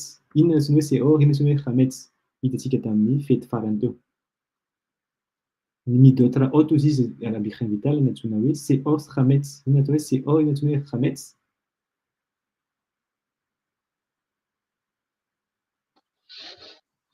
Ny chametz lalivay dia ny seor varim-bazaha.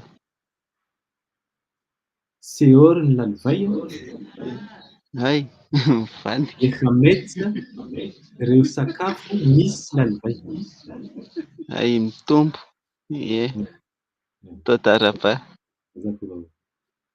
dikan'izay ireo izy izy le zavatra mitombo ny tena marina zay manentsina ny na mandoto ny fanahy ny olona anankiray. Inona le izy midot raot dia averiko ihany jereo le fampianarana tamin'ny lahady satria miresaka an'izay chomer zay na le loto ny zavatra mandoto ny fanahy sy ny vatantsika. Biprat mihioter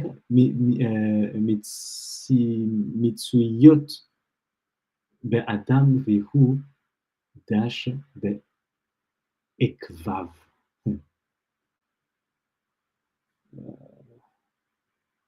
Mieritrerety tsy mety tika teny. Sy indrindrandrindra koa izy ireo misy io teo Mitsuyota be Adam, ireo ahoana no andikana fetra fotsiny tsy haiko izy amin'ny teny gasy. Mitsuyota vetivety an'azy tonga de raha tsy ohatran'izao efa amamarana azy isika zao fotsiny.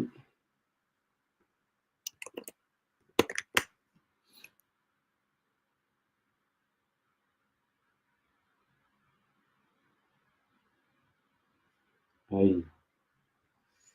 indrindrandrindra hozy izy ireo toetra izay efa matanjaka ataontsika hoe le toetra tena le ananan'le Adama anankiray, le olona anankiray samy ny tsirairay samy manana ny toetrany, manana antsoina hoe clémany.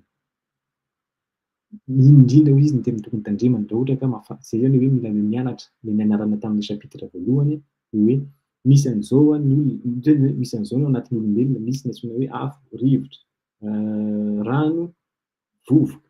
Aiza ho aiza ny misy ny tsirairay, samy manana an'izy efatra fa misy anankiray na anankiroa na anankitelo na anankiefatra amin'ireo no matanjaka indrindra amin'ny tsirairay. Dia izay mahatonga manjary hoe indrindrandrindra hozy izy tokony tandremana le amin'le zavatra izay tena hoe fantatra fa ino le adin'le olona, ino le cléman'le olona. Dia izay no tonga hoe zay tandremana tsara hozy izy. Dia hoy izy rehefa inona zany dikan'izay, rehefa atao hozy izy rehetrarehetra ireo, zay no fiainan'ny Hassid anatin'ny andro iray. Nanomboka tamin'ny oviana raha ohatra zany hoe fitinina amin'izay satria efa hajanona izao, efa ho vita izao, fitinina amin'izay le zavatra, inona zany le izy. Ny Hassid hozy izy ny andro iainany voalohany anankiray fotsiny manomboka amin'ny Arvita. Vita Arvita Kriatrema Alamita alohan'ny hatory. Vita ny Kriatrema Alamita afaka misakafo izy satria adiny telo aorianan'izay vao afaka mahazo matory. Matory izy mifoha izy amin'ny atsasak'alina. Mandeha manao birkata shahar, bénédiction, le vavaka atao misa maraina. Tikony hatsot, vita iny mianatra Torah mandritra ny alina. Vita iny tonga ny vanim-potoana anaovana shaharit, vavaka maraina. Anao shaharit amin'ny aitsa izy tonga amin'ny amida. Vita ny vavaka mihinana azafady mianatra Torah na miezaka ny manatanteraka mitzvah vaovao anankiray hamelona an'le 248 mitzvot positif. Vita iny mihinana izy mofo, sira, rano amin'ny azahoany hery amin'ny vatany fa tsy hoe satria ny tanjona dia hoe hanomezana sakafo ny fanahy. Ahoana ny fanomezana sakafo ny fanahy? Eo am-pisakafoanana manome mianatra Torah. Dikan'izay sady nahazo hery ny vatana no nahazo hery ny fanahy. Vita iny manao birka tamazonina le vavaka rehefa mamarana ny avy misakafo. Satria iny rehetrarehetra iny no fantany zany ny zavatra rehetra ataony. Vita iny lasa izy miasa raha ohatra ka miasa. Raha ohatra moa zany tsy miasa dia fa mampianatra Torah satria rahabin dia mampianatra Torah izy. Fa raha ohatra ka miasa izy dia miasa izy miaraka amin'ireny torohevitra rehetrarehetra notenenin'ireny. Hoe tandremo tsara ny rehefa miasa hozy izy dia avy amin'ny emona miaraka amin'ny fahatokisana amin'ny Hashem sy ny sisa reny nampianarana antsika reny. Dia tandremana tsara hozy izy mandritra an'izany andro zany ny tsy fandikanan'ny iray amin'ireo 583 faty na mitzvat lota ase, mitzvat negatif sy indrindrandrindra tsy ho latsaka anatin'ilay toetra ratsy na midot rahot zay ananany satria reny hozy izy no mandoto ny fanahy.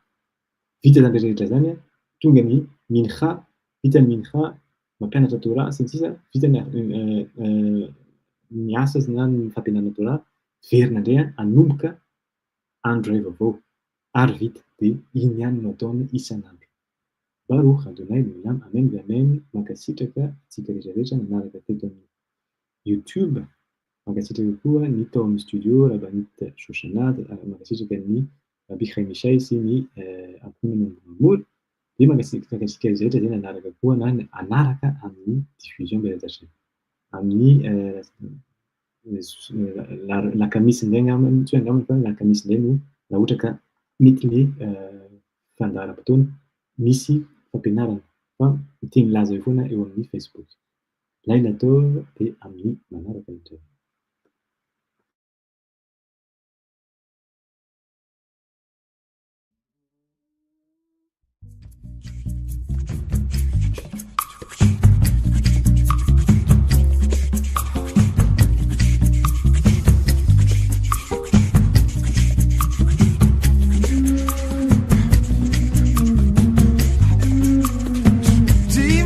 Afatra ho anao malale, ty misy afatra ho anao zay mbola malala.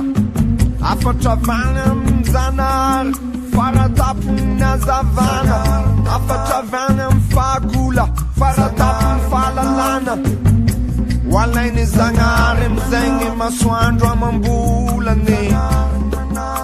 Nikitana ny rivotra madio sy ny ranorana, de manomboka androany anao mandoapa isambolana. Fa ny olombelona ozy varina masika fotsiny de mamorona olana. Mifamono isanandro de tsy ahitana fiarahamonina diavolana. Fanotranona findra tsy mitovy ny zorony, ny fosiny fanahy efa nameko anao nataoko sorony. Tsy betsaka mantsy ny azo anatodizany vorona. Raha misy mandrava zanahary any ambonay mamorony, eka ho malala.